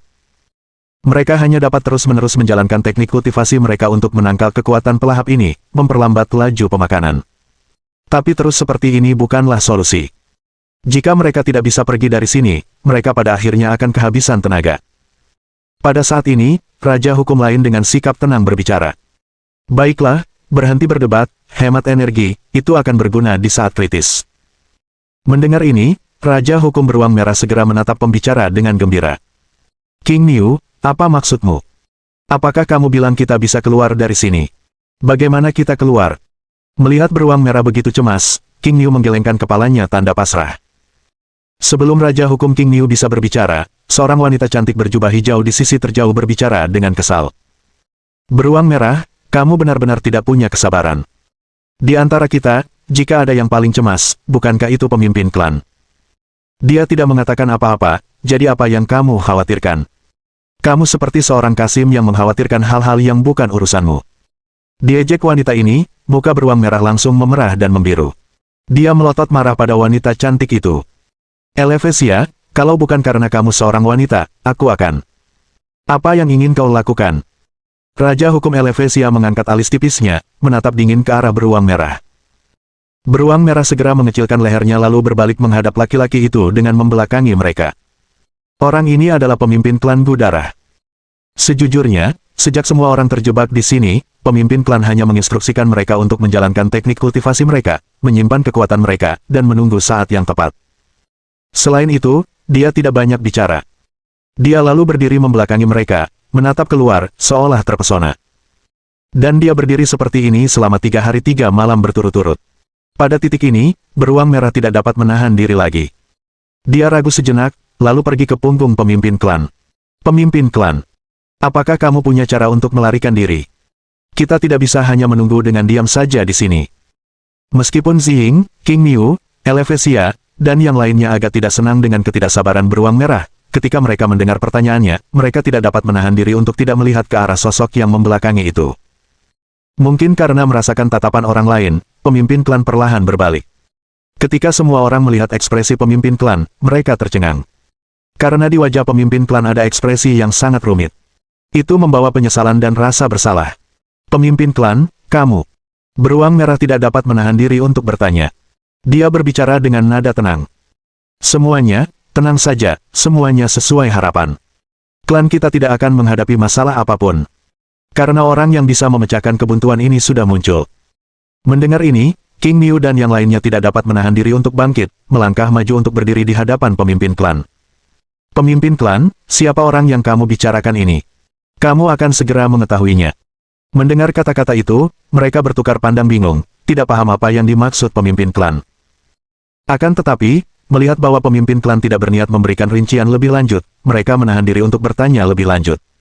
Di dalam menara bintang, Huo Xing dan yang lainnya terlibat dalam diskusi yang menegangkan. Huo Xing berbicara dengan ekspresi serius. Sebelumnya, orang-orangku mengetahui bahwa pemimpin klan dan yang lainnya memang telah terjebak. Mereka semua saat ini terjebak di bawah aula utama. Formasi yang menjebak mereka adalah Arai Haus Darah 10.000 racun. Mereka telah terjebak selama 3 hari 3 malam. Mereka pasti sangat menderita, situasinya sangat mendesak, dan kita harus segera menemukan jalan keluar. 10.000 racun susunan Haus Darah. Mendengar Huo Xing menyebutkan 10.000 racun Bloodthirsty Arai, Hesuyu, Surigang, dan orang-orang yang mereka bawa menunjukkan ekspresi terkejut. Meskipun Huo Xing enggan mengakuinya, itu adalah kebenaran, dan dia mengangguk dengan muram. Ya, memang formasi itu.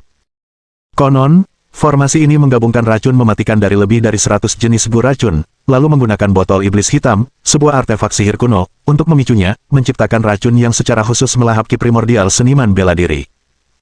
Setelah terperangkap di dalamnya, praktisi kuat di bawah alam raja hanya dapat bertahan hingga 9 surga sebelum racun tersebut memasuki tubuh mereka, mengubah mereka menjadi genangan darah. Mendengar ini, ekspresi semua orang berubah, dan Zhou Yu juga terdiam, pandangan serius terpancar di matanya. Pada saat ini, Surigang berteriak dengan marah. Bisakah Heigu sendirian membuat formasi mengerikan seperti itu tanpa ada yang menyadarinya? Hesuyu mengangguk setuju. Memang, formasi megah seperti itu membutuhkan banyak orang. Saudara Huo, apakah kamu sudah menemukan siapa kaki tangan Heigu? Huo Xing mendesah dan menggelengkan kepalanya. Mereka sudah merencanakan ini bukan hanya 1 atau 2 hari. Dengan tenggat waktu yang ketat saat ini, tidak ada cukup waktu untuk menyelidiki secara menyeluruh. Namun, aku dapat memastikan bahwa kaki tangan Heigu berasal dari luar gunung. Orang luar. Wajah Surigang berubah gelap. Pada saat ini, Zhou Yu tiba-tiba berpikir dan berbicara. Jika yakin itu orang luar, maka kemungkinan besar mereka berasal dari domain gelap. Begitu Zhou Yu mengatakan ini, Surigang dan yang lainnya tiba-tiba bergidik, dan semua orang menunjukkan ekspresi kemarahan yang hebat. Seolah kata-kata, domain gelap, telah menyentuh suatu hal yang tabu. Mata Surigang melebar karena marah, menatap Zhou Yu. Orang-orang dari domain gelap. Bagaimana kamu tahu? Bab 971. Tubuh roh mati. Zhou Yu sudah terbiasa dengan perseteruan antara domain gelap dan klan Gudarah, seperti yang dijelaskan Sang Tu sebelumnya. Dia menceritakan secara singkat peristiwa persekutuan Mi Zhongwu dengan Grand Witch Doctor. Mendengar ini, Huo Xing dan yang lainnya tampak sangat marah. Heigu, dasar pengkhianat. Berkolaborasi dengan domain gelap demi kentunganmu sendiri, meninggalkan asal-usulmu sepenuhnya, tak termaafkan. Binatang seperti itu pantas dicabik-cabik anggota tubuhnya. Surigang dan yang lainnya mendidih karena amarah, nyaris tak mampu menahan kemurkaan mereka. Patua Huo, apa rencananya? Katakan saja. Aku tak sabar sedetik pun untuk menghancurkan makhluk-makhluk keji ini. Su Rigang berbicara dengan niat membunuh. Meskipun Huo Xing juga marah, dia tetap tenang. Kendala utama saat ini adalah memecah formasi. Susunan haus darah 10.000 racun itu luar biasa ganas. Tanpa metode yang efektif untuk menetralkannya, bahkan seorang ahli alam suci di tingkat kesempurnaan agung pun tak akan bertahan lama sebelum akhirnya mati. Lalu apa yang harus kita lakukan? Saudara Huo, apakah kamu punya cara untuk mengatasinya? He Suyu mengerutkan alisnya karena khawatir. Huo Xing ragu sejenak lalu berkata, ada kemungkinan. Dia berhenti di tengah kalimat, seolah sedang bergulat dengan kebenaran yang tidak mengenakan. Su Rigang tidak dapat menahan ketidaksabarannya. Patua Huo, tidak bisakah kau katakan saja? Huo Xing menghela napas dan melanjutkan. Racun formasi ini berasal dari Gu Racun. Secara teori, rantai Raja Gu seharusnya bisa menangkalnya. Namun, belum ada yang mengujinya secara langsung, jadi kami tidak yakin apakah itu akan berhasil. Mendengar kata-kata itu, semua orang langsung mengerti implikasinya dan mengalihkan pandangan mereka ke arah Zhou Yu. Melihat ini, Yun Feifei mengerutkan kening dan angkat bicara. Kepala Huo, apakah Anda menyarankan Zhou Yu untuk mengujinya? Bagaimana kalau tidak berhasil? Bukankah itu akan membahayakan Zhou Yu? Ekspresi Huo Xing berubah canggung, tetapi dia hanya bisa mengangguk dengan enggan. Saat ini, tidak ada pilihan yang lebih baik. Sama sekali tidak. Yun Feifei dengan tegas menolak gagasan itu dengan suara dingin. Su Rigang menyela dengan dingin. Jika kau takut, serahkan rantai Raja Gu, dan aku akan mengujinya sendiri. Lagi pula, rantai Raja Gu awalnya milik klan kita. Mengembalikannya kepada kami adalah hal yang sepenuhnya masuk akal. Mendengar ini, Zhou Yu menyipitkan matanya. Dia menjawab dengan tenang. Rantai Raja Gu dipercayakan kepadaku oleh seorang teman. Jika aku mengembalikannya, aku akan mengembalikannya kepadanya, bukan kepadamu. Memberikannya kepadamu sekarang adalah hal yang tidak mungkin. Tatapan Su Rigang berubah marah saat ia melangkah maju, tampak siap berdebat dengan Zhou Yu. Namun, Huo Xing dengan sigap menghalanginya. Patua Su, ini bukan saatnya untuk bertengkar. Mari kita bahas ini secara rasional. Su Rigang membalas dengan marah. Apa yang perlu dibicarakan? Apakah kamu punya ide yang lebih baik? Semakin lama kita menunda, semakin besar bahaya yang akan dihadapi pemimpin klan dan yang lainnya. Pada saat itulah Asa tiba-tiba berbicara lembut. Kalau tidak, aku akan pergi. Semua orang terdiam mendengar hal itu, lalu serentak mengalihkan pandangan mereka ke arah Asa. Asa, jangan gegabah. Kau bahkan bukan seniman bela diri. Racun itu fatal jika terkena. Huo Xing dengan cepat mencoba membujuknya. Asa terkekeh pelan. Jika itu hanya racun, aku tidak takut. Sambil berbicara, Asa mengulurkan lengannya yang seperti gading. Di lengannya ada tanda merah seperti kalajengking. Melihat tanda ini, Huo Xing dan yang lainnya membeku karena terkejut, mata mereka dipenuhi ketidakpercayaan. Roh Absolut Gu. Dengan kegembiraan yang tak tertahankan, Huo Xing mendekati Asa, menatapnya seolah-olah dia adalah harta yang tak ternilai. Asa, apakah ini benar-benar roh Absolut Gu? Asa tampak bingung dan menjawab. Aku tidak tahu. Ayahku bilang aku terlahir dengan penyakit itu. Dia juga mengatakan kepadaku bahwa tanda ini akan memastikan perlindungan leluhur, membuatku kebal terhadap racun Gu. Huo Xing membeku. Tiba-tiba menyadari sesuatu, dia berseru kaget. Mungkinkah, tubuh roh absolut? Mengapa ayahmu tidak menyebutkan hal ini sebelumnya? Asa mengangkat bahu dengan santai. Dia bilang padaku untuk tidak menyombongkannya di luar. Zhou Yu bertanya dengan bingung. Apa itu roh absolut Gu? Huo Xing yang tersadar dari lamunannya, segera menjelaskan. Gu roh absolut dianggap sebagai musuh bebuyutan semua serangga Gu. Secara alami, ia menekan semua racun Gu, membuat pemakainya kebal terhadap racun apapun. Awalnya kukira Asa mendapatkan sifat ini karena menyatu dengan Gu roh absolut. Tapi ternyata dia memiliki tubuh roh absolut alami. Ini membuatnya satu tingkat di atas mereka yang bergabung dengan roh absolut Gu. Dengan Lady Asa, kita benar-benar tidak perlu takut dengan racun dari 10,000 Poisons Bloodthirsty Rai. Setelah memproses informasi ini, Huo Xing menoleh ke Asa lagi dan bertanya. Nyonya Asa, apakah ayahmu memberitahu sesuatu yang spesifik saat mengirimmu ke sini? Asa menggelengkan kepalanya, benar-benar bingung. Sama sekali tidak. Dia hanya memintaku untuk menemani saudara Zhou Yu dan membantunya. Ekspresi Huo Xing menjadi berpikir, matanya dipenuhi kecurigaan. Mungkinkah ini sebuah kebetulan? Su Rigang menyela dengan bingung. Patua Huo, apa yang kau gumamkan? Huo Xing segera menenangkan diri dan menggelengkan kepalanya. Tidak ada sama sekali. Pertama rantai Raja Gu, lalu tubuh roh absolut, semua faktor ajaib ini bertemu di saat paling kritis bagi klan Gu Darah. Mungkinkah ini benar-benar kebetulan? Sebagai seseorang yang telah mempelajari mekanisme surgawi sepanjang hidupnya, Huo Xing tidak percaya pada kebetulan belaka. Namun sekarang bukan saatnya untuk memikirkannya. Dia menarik napas dalam-dalam dan berkata, "Mari kita fokus pada masalah yang ada."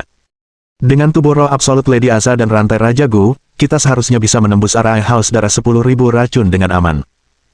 Misi penyelamatan ketua klan dan yang lainnya bergantung padamu, Tuan Zhou Yu. Menoleh ke arah Zhou Yu, mata Huo Xing dipenuhi dengan permohonan yang sungguh-sungguh. Bab 972. Kondisi. Tuan Zhou, selama Anda bisa menyelamatkan pemimpin klan kami, Anda telah memberikan kontribusi besar bagi bangsawan darah kami. Klan Gu Darah kami pasti akan menemukan cara untuk membalas budi Anda. Di sebelahnya, Surigang, meskipun ia memiliki beberapa keberatan terhadap Zhou Yu, menatapnya dengan serius karena masalah tersebut menyangkut urusan utama klan Gu Darah.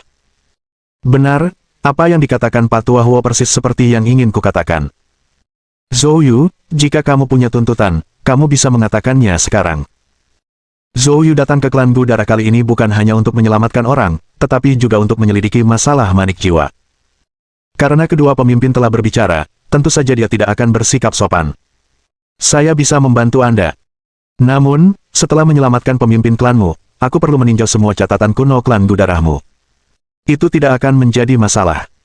Huo Xing tidak menyangka Zhou Yu akan mengajukan permintaan sesederhana itu dan langsung menyetujuinya. Zhou Yu melanjutkan. Setelah tanah leluhurmu terbuka, aku juga ingin memasukinya, dan jika ada sesuatu yang aku butuhkan di dalamnya, aku ingin membawanya pergi. Begitu dia mengatakan ini, ekspresi Huo Xing dan yang lainnya langsung berubah. Tanah leluhur adalah rahasia terbesar klan Gu Darah, tentu saja, mereka tidak ingin orang luar menginjakkan kaki di sana. Dan permintaan Zhou Yu saat ini jelas menyentuh tabu di hati mereka. Tanpa berpikir, Surigang langsung berteriak dengan marah. Tanah leluhur melibatkan rahasia terbesar klan kita, bagaimana mungkin kita membiarkan orang luar memasukinya? He Suyu juga menunjukkan wajah tidak senang, jelas-jelas berpikir bahwa permintaan Zhou Yu berlebihan. Ya, tanah leluhur klan kita tidak boleh diinjak oleh orang luar. Tak disangka, para pemimpin suku tersebut begitu eksklusif. Pada saat itu, suasana tiba-tiba menjadi tegang. Pada saat ini, Yun Fei angkat bicara. Kalian benar-benar tidak tahu berterima kasih dan pantas untuk dimanfaatkan. Apa katamu, gadis? Surigang tiba-tiba menunjukkan ekspresi marah. Namun, Yun Fei tidak takut sama sekali. Dia hanya mencibir dan berkata, "Tanpa Zhou Yu, apakah kau akan tahu tentang kolusi antara Hei Gu dan Domain Gelap? Tanpa bantuan Zhou Yu dan Asha, bisakah kau berhasil menyelamatkan pemimpin klan dan yang lainnya? Jika pemimpin klan dan yang lainnya tidak bisa diselamatkan, bisakah kau menghadapi pasukan gabungan Hei Gu dan Domain Gelap sendirian? Setelah kau dikalahkan, jika Hei Gu membawa orang-orang Dark Domain untuk tinggal di tanah leluhur, apa yang bisa kau lakukan? Sekarang Zhou Yu secara proaktif membantumu menyelamatkan ketua klan dan merebut kembali tanah leluhur, dan kau masih saja keras kepala. Apa aku salah kalau bilang kau pantas dimanfaatkan?" Begitu kata-kata ini diucapkan, wajah Surigang dan yang lainnya memerah, lalu pucat. Meskipun kata-kata Yun Fei tidak membuat mereka malu, faktanya tidak dapat disangkal. Mereka bukan orang bodoh, kata-kata Yun Fei tepat sasaran, dan mereka dapat mengerti dengan jelas. Zhou Yu tak dapat menahan diri untuk menatap Yun Fei, sekilas kilatan keterkejutan tampak di matanya. Tak disangka, lidah Yun Fei begitu tajam. Menghadapi tatapan Zhou Yu, Yun Fei mengangkat alisnya, menunjukkan ekspresi bangga. Melihat Surigang dan yang lainnya tetap diam, Huo Xing dengan cepat berkata, "Baiklah, Pak Tua Su, Saudari He, kurasa kata-kata Nona Yun masuk akal. Kenapa tidak kau setujui saja?" Sebenarnya, Huo Xing berpikir begitu dalam hatinya, tetapi karena tradisi yang diwariskan oleh klan Gu Darah, dia tidak bisa berkata banyak. Sekarang setelah Yun Fei mengemukakan semuanya, dia secara alami dapat mengutarakan pikirannya. Kemarahan Surigang belum mereda, dan dia mendengus dingin. Bahkan jika kita menyetujuinya, pada akhirnya, pemimpin klan juga harus menyetujuinya. He Suyu juga mengatakan, "Saudara Su benar." Mendengar ini, Huo Xing segera menatap Zhou Yu dengan ekspresi ingin tahu. Zhou Yu merenung sejenak lalu mengangguk. Melihat Zhou Yu setuju, Huo Xing langsung menunjukkan ekspresi gembira. "Baiklah, kalau begitu sudah diputuskan. Sekarang mari kita mulai persiapan terakhir. Semuanya, kumpulkan orang-orang kalian. Dalam 1 jam, kita menuju ke aula utama untuk menyelamatkan mereka.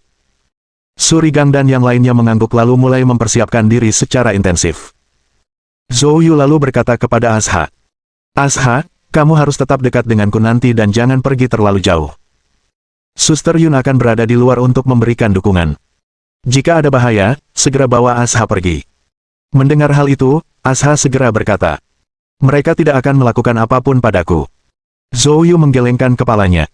Dengan Heigu dan Dark Domain berkolusi, siapa yang tahu berapa banyak orang Dark Domain yang telah menyusup ke klan Blood Gu. Teman-teman ayahmu mungkin sudah dikendalikan oleh Heigu, jadi jangan gegabah. Ekspresi Yun Fei menegang. Zhou Yu, bagaimana denganmu? Zhou Yu tersenyum sedikit. Jangan khawatirkan aku. Kemauanku untuk datang ke sini berarti aku yakin bisa keluar dengan selamat. Tapi untukmu, jika sesuatu yang tak terduga terjadi nanti, seluruh klan Budara bisa kacau balau. Jadi, pastikan untuk melindungi dirimu sendiri. Yun Fei menarik napas dalam-dalam.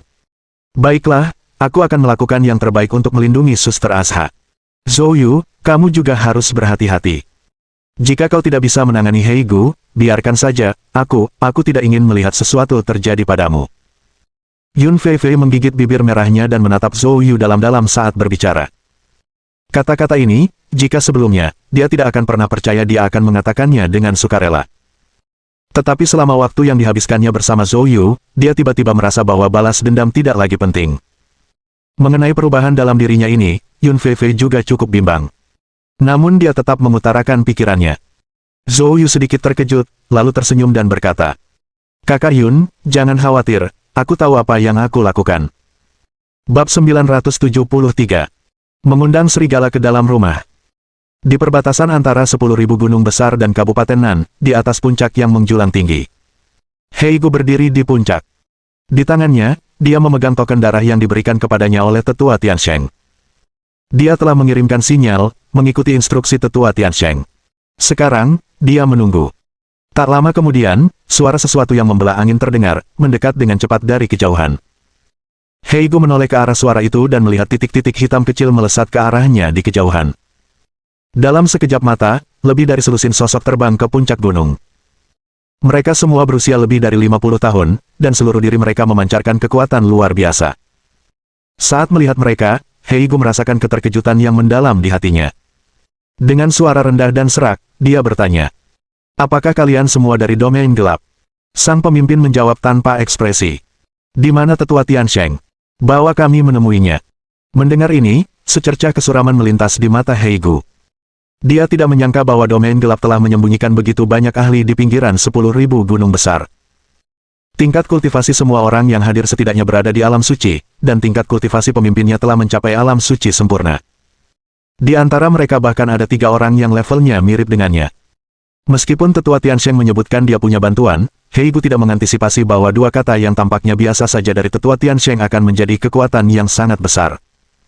Kesadaran ini membuat Heigu bimbang. Sebenarnya, kemitraannya dengan Tiansheng Elder sepenuhnya adalah taktik untuk menggunakan pedang orang lain untuk membunuh. Ia bermaksud memanfaatkan kekuatan domain gelap untuk melenyapkan para pembangkang dalam klan Budara, termasuk pemimpin klan dan yang lainnya. Pada saat yang sama, ia berharap agar pemimpin klan akan melawan kekuatan-kekuatan ini hingga saling menghancurkan, sehingga ia bisa turun tangan dan meraup keuntungan. Namun, dia tidak menduga bahwa Tetua Tiansheng telah menyiapkan sesuatu yang begitu hebat, sebuah jurus yang membuat pemimpin klan dan sekutunya mustahil untuk melawan musuh-musuh ini. Rencana untuk meraup untung bisa saja berubah menjadi mengundang serigala ke dalam rumah. Pada saat ini, Heigu tiba-tiba merasa seolah-olah dirinya telah dimanipulasi oleh Tetua Tiansheng. Mungkinkah sejak awal, Tetua Tiansheng memang berniat menggunakannya untuk memusnahkan klan Budara? Memikirkan hal ini, keringat dingin mulai membasahi dahi Heigu. Pria di depan menatap dingin ke arah Heigu. Apa yang kamu tunggu? Semua orang ada di sini. Mendengar desakan pria itu, Heigu menyadari sudah terlambat untuk mengatakan atau melakukan apapun untuk mengubah situasi. Sejak awal, ia telah bernegosiasi dengan harimau itu. Kini, dengan perkembangan yang terjadi, ia hanya bisa menjalani semuanya selangkah demi selangkah. Memutuskan sendiri, Heigu menggertakkan giginya dan berkata. Dengan itu, dia segera memimpin kelompok itu menuju klan Budara. Tetua Tiansheng, setelah menerima peringatan Heigu, secara pribadi telah memimpin formasi tersebut. Tujuannya tunggal, untuk segera melenyapkan mereka yang terjebak dalam formasi tersebut. Dengan begitu, ia dapat dengan cepat menghabisi anggota yang tersisa dari 3 faksi utama, sehingga membasmi habis kekuatan-kekuatan papan atas klan Gudarah. Pada saat itu, klan Gudarah yang luas akan menjadi mangsa tak berdaya di bawah kendalinya. Selain itu, ada Zhou Yu, orang yang telah membunuh murid langsungnya. Anak itu juga harus mati. Di mata tetua Tiansheng membara niat dingin dan mematikan. Zhongwu, tenanglah. Tuanmu akan membalaskan dendamu. Sebentar lagi, bocah Zhou Yu itu akan tercabik-cabik. Setelah berkata demikian, dia segera menoleh ke orang-orang yang mengelola artefak sihir botol hitam di keempat penjuru dan memerintahkan. Aktifkan formasi dengan kekuatan penuh. Habisi mereka yang terjebak di dalamnya secepat mungkin. Ya, tetua. Setelah menerima perintah, 12 ahli yang ditempatkan di keempat sudut mulai mengaktifkan sepenuhnya artefak botol hitam. Dalam sekejap, kabut hitam mulai menyembur keluar dari botol-botol hitam. Kabut yang sebelumnya melingkar perlahan di sekeliling penghalang berwarna merah darah itu, berubah menjadi pusaran air yang berputar cepat tornado yang menakutkan. Dan saat kekuatan formasi itu tiba-tiba meroket, pemimpin klan dan mereka yang terperangkap di dalamnya segera menjadi pucat, muntah darah secara bersamaan. Wajah Qixiong menjadi sangat muram. Ia berteriak marah dan khawatir. Ini gawat. Kecepatan formasi menyedot darah kita meningkat. Sepertinya mereka berniat menghabisi kita dengan cepat. Tepat saat kata-kata Qixiong diucapkan, sebuah suara mengerikan terdengar dari balik formasi. Batong, jangan repot-repot berharap diselamatkan. Mendengar ini, Ziying dan yang lainnya menjadi pucat, berseru kaget. Wilayah gelap. Yang di luar itu dari domain gelap. Sejak terjebak, mereka berasumsi ini semua perbuatan Heigu. Mereka bingung, bertanya-tanya bagaimana Heigu bisa diam-diam membangun formasi yang mengerikan seperti itu. Mereka tidak pernah membayangkan bahwa orang-orang di luar itu berasal dari domain gelap. Untuk sesaat, wajah semua orang dipenuhi ketidakpercayaan. Hanya pemimpin klan yang tetap tanpa ekspresi, sikapnya sedingin es, seolah-olah dia sudah mengetahui kebenaran selama ini. Ia hanya melirik sekilas keluar formasi dengan acuh tak acuh. Kemudian, tiba-tiba, ia mengaktifkan teknik kultivasinya, dan ki sejati berwarna hijau yang mengerikan menyembur keluar dari tubuhnya. Ki sejati hijau ini berubah menjadi penghalang, yang membungkus seluruh kelompok di dalamnya. Dengan munculnya penghalang hijau ini, semua orang segera merasakan kekuatan penyedotan mengerikan dari 10,000 Poison's Blood Thirsty Eye berkurang secara signifikan.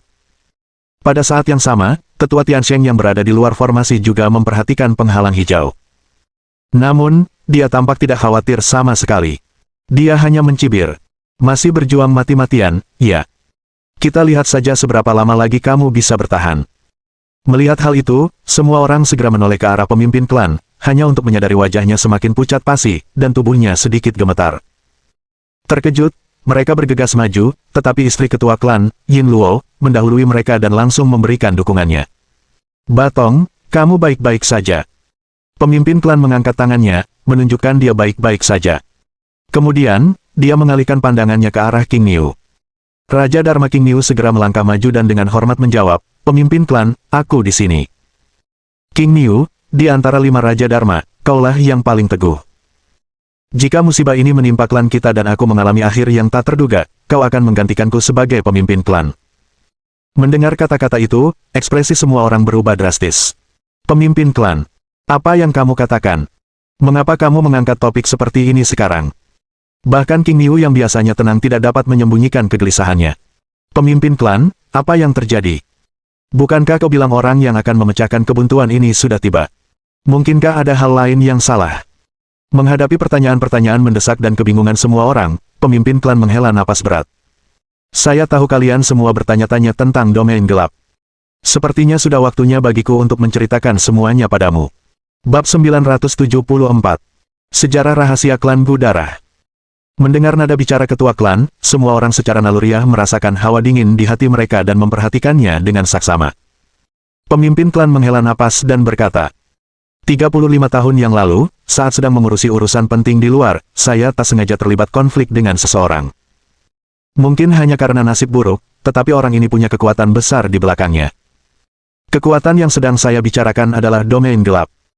Pengaruh Dark Domain menjangkau baik di dalam negeri maupun internasional, dan jumlah pakar yang mereka miliki dapat dengan mudah menghancurkan keluarga atau institusi bela diri manapun. Orang yang saya sakiti kebetulan memiliki posisi tinggi di domain gelap. Orang ini entah bagaimana mengetahui tentang tanah leluhur klan Gudara kami dan mengancam akan berbagi tanah leluhur dengan klan kami. Tentu saja saya tidak akan menyetujui persyaratan seperti itu.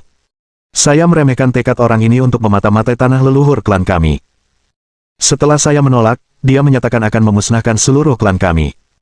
Saat itu, aku tidak terlalu menganggapnya serius karena, meskipun domain gelap sangat kuat, mereka ditindas oleh pasukan resmi domestik dan hanya memiliki sedikit pengaruh di negara ini. Lagi pula, klan kami terletak di jantung negeri naga, jadi bahkan jika dia ingin berurusan dengan kami, dia tidak akan bisa mengerahkan terlalu banyak kekuatan.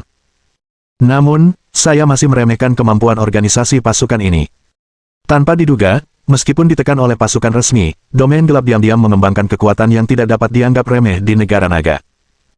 Selama bertahun-tahun ini, Dark Domain terus-menerus mengincar klan Gudara kami, yang menyebabkan banyak anggota kami tewas di tangan mereka. Mendengar kata-kata pemimpin klan, Chiseong dan yang lainnya menunjukkan ekspresi marah. Tidak mengherankan jika Dark Domain terus-menerus menargetkan klan Gudara, ternyata karena alasan ini. Sekuat apapun domain gelap, tanah leluhur tetaplah suci dan tak tergoyahkan bagi klan Gudara. Seperti kata pepatah, seseorang tidak boleh membiarkan orang lain mendengkur di samping tempat tidurnya. Siapapun orangnya, mereka tidak boleh membuka tanah leluhur untuk orang luar. Chiseong dengan marah berkata, "Pemimpin klan, kamu tidak melakukan kesalahan apapun.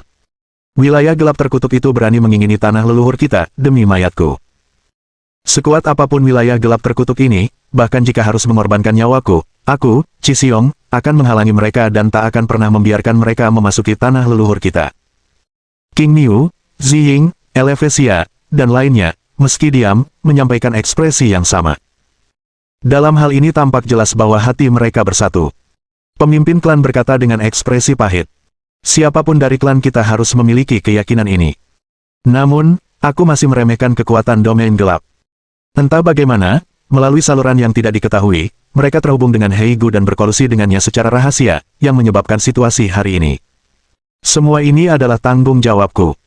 Mendengar ini, King Niu dengan cepat berkata, "Pemimpin klan, ini bukan salahmu. Siapa sangka si bajingan Heigu akan mengkhianati klan kita. Ya, pemimpin klan, ini bukan salahmu." Ziying dan yang lainnya juga ikut berkomentar. Pemimpin klan melambaikan tangannya. "Kamu tidak perlu menghiburku. Masalah ini memang salahku, aku terlalu percaya diri. Sebenarnya, lebih dari 20 tahun yang lalu, Huo Xing sudah meramalkan bahwa klan kita akan menghadapi musibah ini. Saat itu, saya tidak percaya. Meskipun Huo Xing datang kepada saya berulang kali, saya selalu memarahinya dan mengusirnya. Tetapi siapa yang mengira bahwa semua yang terjadi hari ini persis seperti ramalan Huo Xing 20 tahun yang lalu? Seandainya saja saya mendengarkannya lebih awal dan mempersiapkan diri, kita tidak akan berada dalam posisi pasif seperti sekarang ini." Mendengar ini, Chiseong dan yang lainnya saling berpandangan, tidak tahu harus berkata apa. Faktanya, mereka juga tidak percaya pada ramalan Huo Xing tentang mekanisme surgawi. Namun, setelah mendengar kata-kata pemimpin klan, mereka juga sangat terkejut. Pada saat ini, King Niu tiba-tiba teringat sesuatu. Dia langsung bertanya, "Pemimpin klan, tadi kau bilang orang yang akan memecahkan situasi sudah tiba dan klan kita tidak akan mendapat masalah. Ada apa?" Mendengar ini, yang lain pun ikut terkejut. Memang, baru setengah hari yang lalu, pemimpin klan telah mengatakan ini. Saat itu, kata-kata itu meyakinkan semua orang. Pemimpin klan menghela napas dan berkata, "Itu karena, saat itu, ketika Huo Xing berulang kali memperingatkanku, aku tidak mempercayainya. Tapi ada satu orang yang mempercayainya." "Siapa?" tanya King Niu. "Hong Loya." Pemimpin klan perlahan mengucapkan sebuah nama. Mendengar nama itu, semua orang terkejut. "Pemimpin klan, apakah kau berbicara tentang wanita yang membelot dari klan kita lebih dari 20 tahun yang lalu?" "Kudengar Heigu menemukannya baru-baru ini. Dia bersembunyi di negara bagian Qin selama bertahun-tahun dan mengganti namanya menjadi Sun Ling. Dia sekarang sudah dibawa kembali." Ekspresi pemimpin klan tampak kaku, dan setelah waktu yang lama, dia berbicara. "Dia adalah ibuku." Saat kata-kata itu keluar, semua orang tercengang. "Pemimpin klan, maksudmu, dia adalah ibumu?" Semua orang tercengang. Sebagai pemimpin klan Gudara, latar belakang keluarganya diketahui oleh hampir semua petinggi klan Gudara. Orang tua ketua klan telah meninggal lebih dari 10 tahun yang lalu dan dimakamkan di makam leluhur. Bagaimana mungkin seorang ibu lain tiba-tiba muncul? Pemimpin klan tersenyum pahit dan berkata, "Masalah ini bisa dianggap sebagai skandal keluarga. Hong Loya adalah kekasih ayahku, ibu kandungku tidak bisa punya anak, jadi ayahku harus mencari orang lain untuk melahirkan anak. Meskipun pemimpin klan tidak menyelesaikan kalimatnya, semua orang sudah menebaknya. Untuk sesaat, semua orang saling memandang, tidak tahu harus berkata apa. King Niu terbatuk ringan. Pemimpin klan, mengapa ibu kandungmu membelot dari klan kita? Pemimpin klan menghela napas dan berkata. Saat itu, ibu kandung saya, Hong Loya, sangat percaya pada kata-kata Huo Xing dan mendesak saya untuk mempersiapkan diri lebih awal, tetapi saya menolaknya. Jadi, karena marah, dia meninggalkan klan kami dengan rantai Raja Gu. Saat itu, saya sangat marah dan memerintahkannya untuk dibawa kembali. Namun, Huo Xing memohon kepada saya, mengatakan bahwa tindakan Hong Loya berpotensi mengembalikan Breaker untuk klan kami dan menyelesaikan krisis klan kami di masa mendatang. Jadi, saya menutup mata. Dan baru setengah hari yang lalu, aku merasakan aura rantai Raja Gu. Karena itu, aku menyimpulkan bahwa Breaker yang disebutkan Huo Xing kemungkinan besar telah muncul. Bab 975. Pikiranku sudah bulat. Setelah mendengar ini, semua orang akhirnya mengerti. Jadi begitulah adanya. Rantai Raja Gu adalah artefak paling berharga milik klan Budarah. Jika kembali di saat kritis ini, ia akan memainkan peran yang sangat penting. Alasan Hei Gu saat ini memimpin klan Budarah dengan wewenang seperti itu adalah karena ia secara tak terduga berhasil mengendalikan pemimpin klan, istri pemimpin klan, dan 4 Raja Agung, yang memungkinkannya mengeluarkan perintah atas nama mereka. Namun, jika rantai Raja Gu muncul, dan Huo Xing beserta yang lain melangkah maju, banyak yang mungkin akan menyadari konspirasi Hei Gu dan kembali ke jalan yang benar. Dengan melakukan hal itu, kekuatan Hei Gu juga dapat dilemahkan secara signifikan secara tidak langsung. Terlebih lagi, penindasan rantai Raja Gu terhadap serangga Gu akan membuat Hei Gu berada dalam posisi yang tidak menguntungkan dalam segala hal, sangat mengurangi kekuatan yang telah susah payah ia bangun. Pada saat ini, King Niu tiba-tiba bertanya. Pemimpin klan, karena orang yang akan memecahkan masalah ini sudah muncul, dan Huo Xing dan yang lainnya sedang bertempur di luar sebagai pemimpin kita, musibah ini seharusnya tidak terlalu sulit untuk diatasi oleh klan kita, bukan? Kenapa kau tiba-tiba mewariskan gelarmu kepadaku sebelumnya? Mendengar ini, semua orang segera mengalihkan pandangan ke arah pemimpin klan. Memang, nada bicara pemimpin klan tadi, terdengar seperti sedang membuat pengaturan akhir. Mungkinkah selain Hei Gu, ada ancaman yang lebih besar? Menghadapi tatapan bingung mereka, pemimpin klan melihat ke arah area di luar formasi. Tatapannya tampak menembus penghalang berwarna darah dan tertuju pada sosok Tian Sheng. Hantu tua Tian Sheng itu tiba-tiba mulai mendorong formasi dengan kekuatan penuh. Aku curiga dia sudah menyadari gerakan Huo Xing dan yang lainnya. Selain itu, barusan, aku merasakan melalui formasi klan pelindung bahwa Hei Gu, yang memegang token otoritas darah Tian Sheng, telah meninggalkan wilayah klan dan pergi ke tempat lain untuk mencari bala bantuan. Berdasarkan pengetahuanku tentang Dark Domain, mereka pasti sudah mempersiapkan diri dengan matang untuk kesempatan ini, berniat menelan klan kita sekaligus. Sebentar lagi, Hei Gu akan kembali dengan sekelompok besar Master Dark Domain. Oleh karena itu, saya tidak bisa menunggu lebih lama lagi. Sebentar lagi, aku akan menuangkan seluruh darah esensiku ke dalam King Kong Gu, mengandalkan kekuatannya untuk menghancurkan penghalang berwarna darah ini. Kau harus segera memulihkan kekuatanmu. Begitu aku menghancurkan penghalang itu, kau akan menyerbu dan bergabung dengan Huo Xing dan yang lainnya untuk melenyapkan para pembunuh Dark Domain ini. Saat kata-kata itu diucapkan, semua orang tampak terkejut. Perlu dicatat bahwa King Kong Gu dalam tubuh pemimpin klan adalah ibu dari semua King Kong Gu, yang telah bergabung dengannya dan menjadi Gu pendampingnya. Manfaat Gu pendamping memang sudah jelas, tetapi ada kekurangannya, jika keseimbangan darah esensi dalam tubuh inang terganggu, Gu pendamping bisa kehilangan kendali. Satu kesalahan saja bisa menghancurkan semua meridian dan organ dalam inang, hanya menyisakan satu kemungkinan, kematian. Pemimpin klan. Keempat Raja Agung itu semuanya merasa ngeri dan segera mencoba menghalanginya. Yin Luo, istri ketua klan, juga menjadi pucat dan bergegas ke sisinya. Dia menatap suaminya dalam-dalam.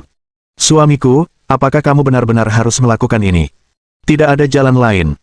Kau adalah pemimpin klan kami, dan juga suamiku. Apa kau benar-benar rela meninggalkan kami semua seperti ini? Pemimpin klan menatapnya dengan ekspresi bersalah. Nona, justru karena aku adalah pemimpin klan, maka kesalahan yang telah kubuat harus kubayar. Jika aku telah berbuat salah padamu di kehidupan ini, aku hanya bisa membalasnya di kehidupan selanjutnya. Sambil berbicara, tanpa menunggu Yin Luo melanjutkan, tatapannya tiba-tiba mengeras karena tekad. Pikiranku sudah bulat. Nona, kumohon dukunglah aku dalam hal ini. Saat dia bertemu dengan tatapan matanya yang tak tergoyahkan, ekspresi Yin Luo berubah sangat putus asa. Dia menatapnya sejenak sebelum menggigit bibirnya dan berkata. Kemudian, ia menoleh ke King Niu dan yang lainnya. Meskipun wajahnya pucat, nadanya menunjukkan tekad yang kuat. Semuanya, segera pulihkan kekuatan kalian dan bersiaplah untuk pertempuran. King Niu dan yang lainnya gemetar. Mereka menatap pemimpin klan, pikiran mereka dipenuhi emosi yang saling bertentangan. Namun, mereka menyadari bahwa ini adalah masalah hidup dan mati bagi klan Blood Gu, tidak ada ruang untuk sentimen. Mereka bertukar pandang sebelum membungkuk erat dan berkata. Setelah berbicara, mereka segera duduk bersila dan mulai memulihkan tenaga. Yin Luo pun tak terkecuali. Ia menatap suaminya sekali lagi, tatapan yang seolah-olah perpisahan sekaligus kerinduan, sebelum akhirnya duduk bersila juga. Pada saat itu, pemimpin klan perlahan mendekati penghalang berwarna darah. Ia mengulurkan tangan dan menyentuh penghalang itu. Detik berikutnya, sinar cahaya keemasan tiba-tiba memancar dari tubuhnya. Sinar-sinar ini dengan cepat menyatu menjadi massa padat, berubah menjadi bola emas yang menyelimuti pemimpin klan sepenuhnya. Di dalam bola emas itu, bayangan serangga Gu perlahan-lahan muncul. Di luar formasi, Tian Seng, yang mengendalikan formasi, tampaknya tiba-tiba merasakan sesuatu. Dia segera melihat ke arah penghalang berwarna darah di tengah kabut hitam. Di permukaan penghalang, bintik-bintik cahaya keemasan mulai tampak. Awalnya, Tian Seng tidak mengerti apa yang terjadi. Namun, bintik-bintik emas itu dengan cepat menjadi lebih padat, dan tak lama kemudian, penghalang berwarna darah itu mulai beriak. Dalam sekejap mata, riak-riak itu menjadi semakin kuat. Saat Tian Seng membeku, kesadaran segera menyadarkannya. Dia mengeluarkan raungan marah. Akan tetapi, sebelum Tian Seng selesai berbicara. Ledakan. Ledakan memekakkan telinga terjadi saat penghalang berwarna darah dalam formasi itu hancur seketika. Bersamaan dengan itu, cahaya keemasan memancar. Dimanapun cahaya itu menyentuh, kabut hitam yang terpancar dari arah haus darah 10.000 racun lenyap seketika. Pada saat yang sama, sebuah suara lemah namun dingin terdengar. Penghalangnya telah rusak. 4 Raja Agung, serang dengan kekuatan penuh. Mohon dukungan dari omom ante-ante sekalian, buat subscribe atau sharekan novel Mimin ke Facebook kalian, agar channel Mimin bisa terus berkembang. Dengan begitu, Mimin bisa lebih semangat untuk up novel seru lain ke depannya. Buat teman-teman yang sudah subscribe dan sharekan novel Mimin, Mimin ucapkan terima kasih sebanyak-banyaknya.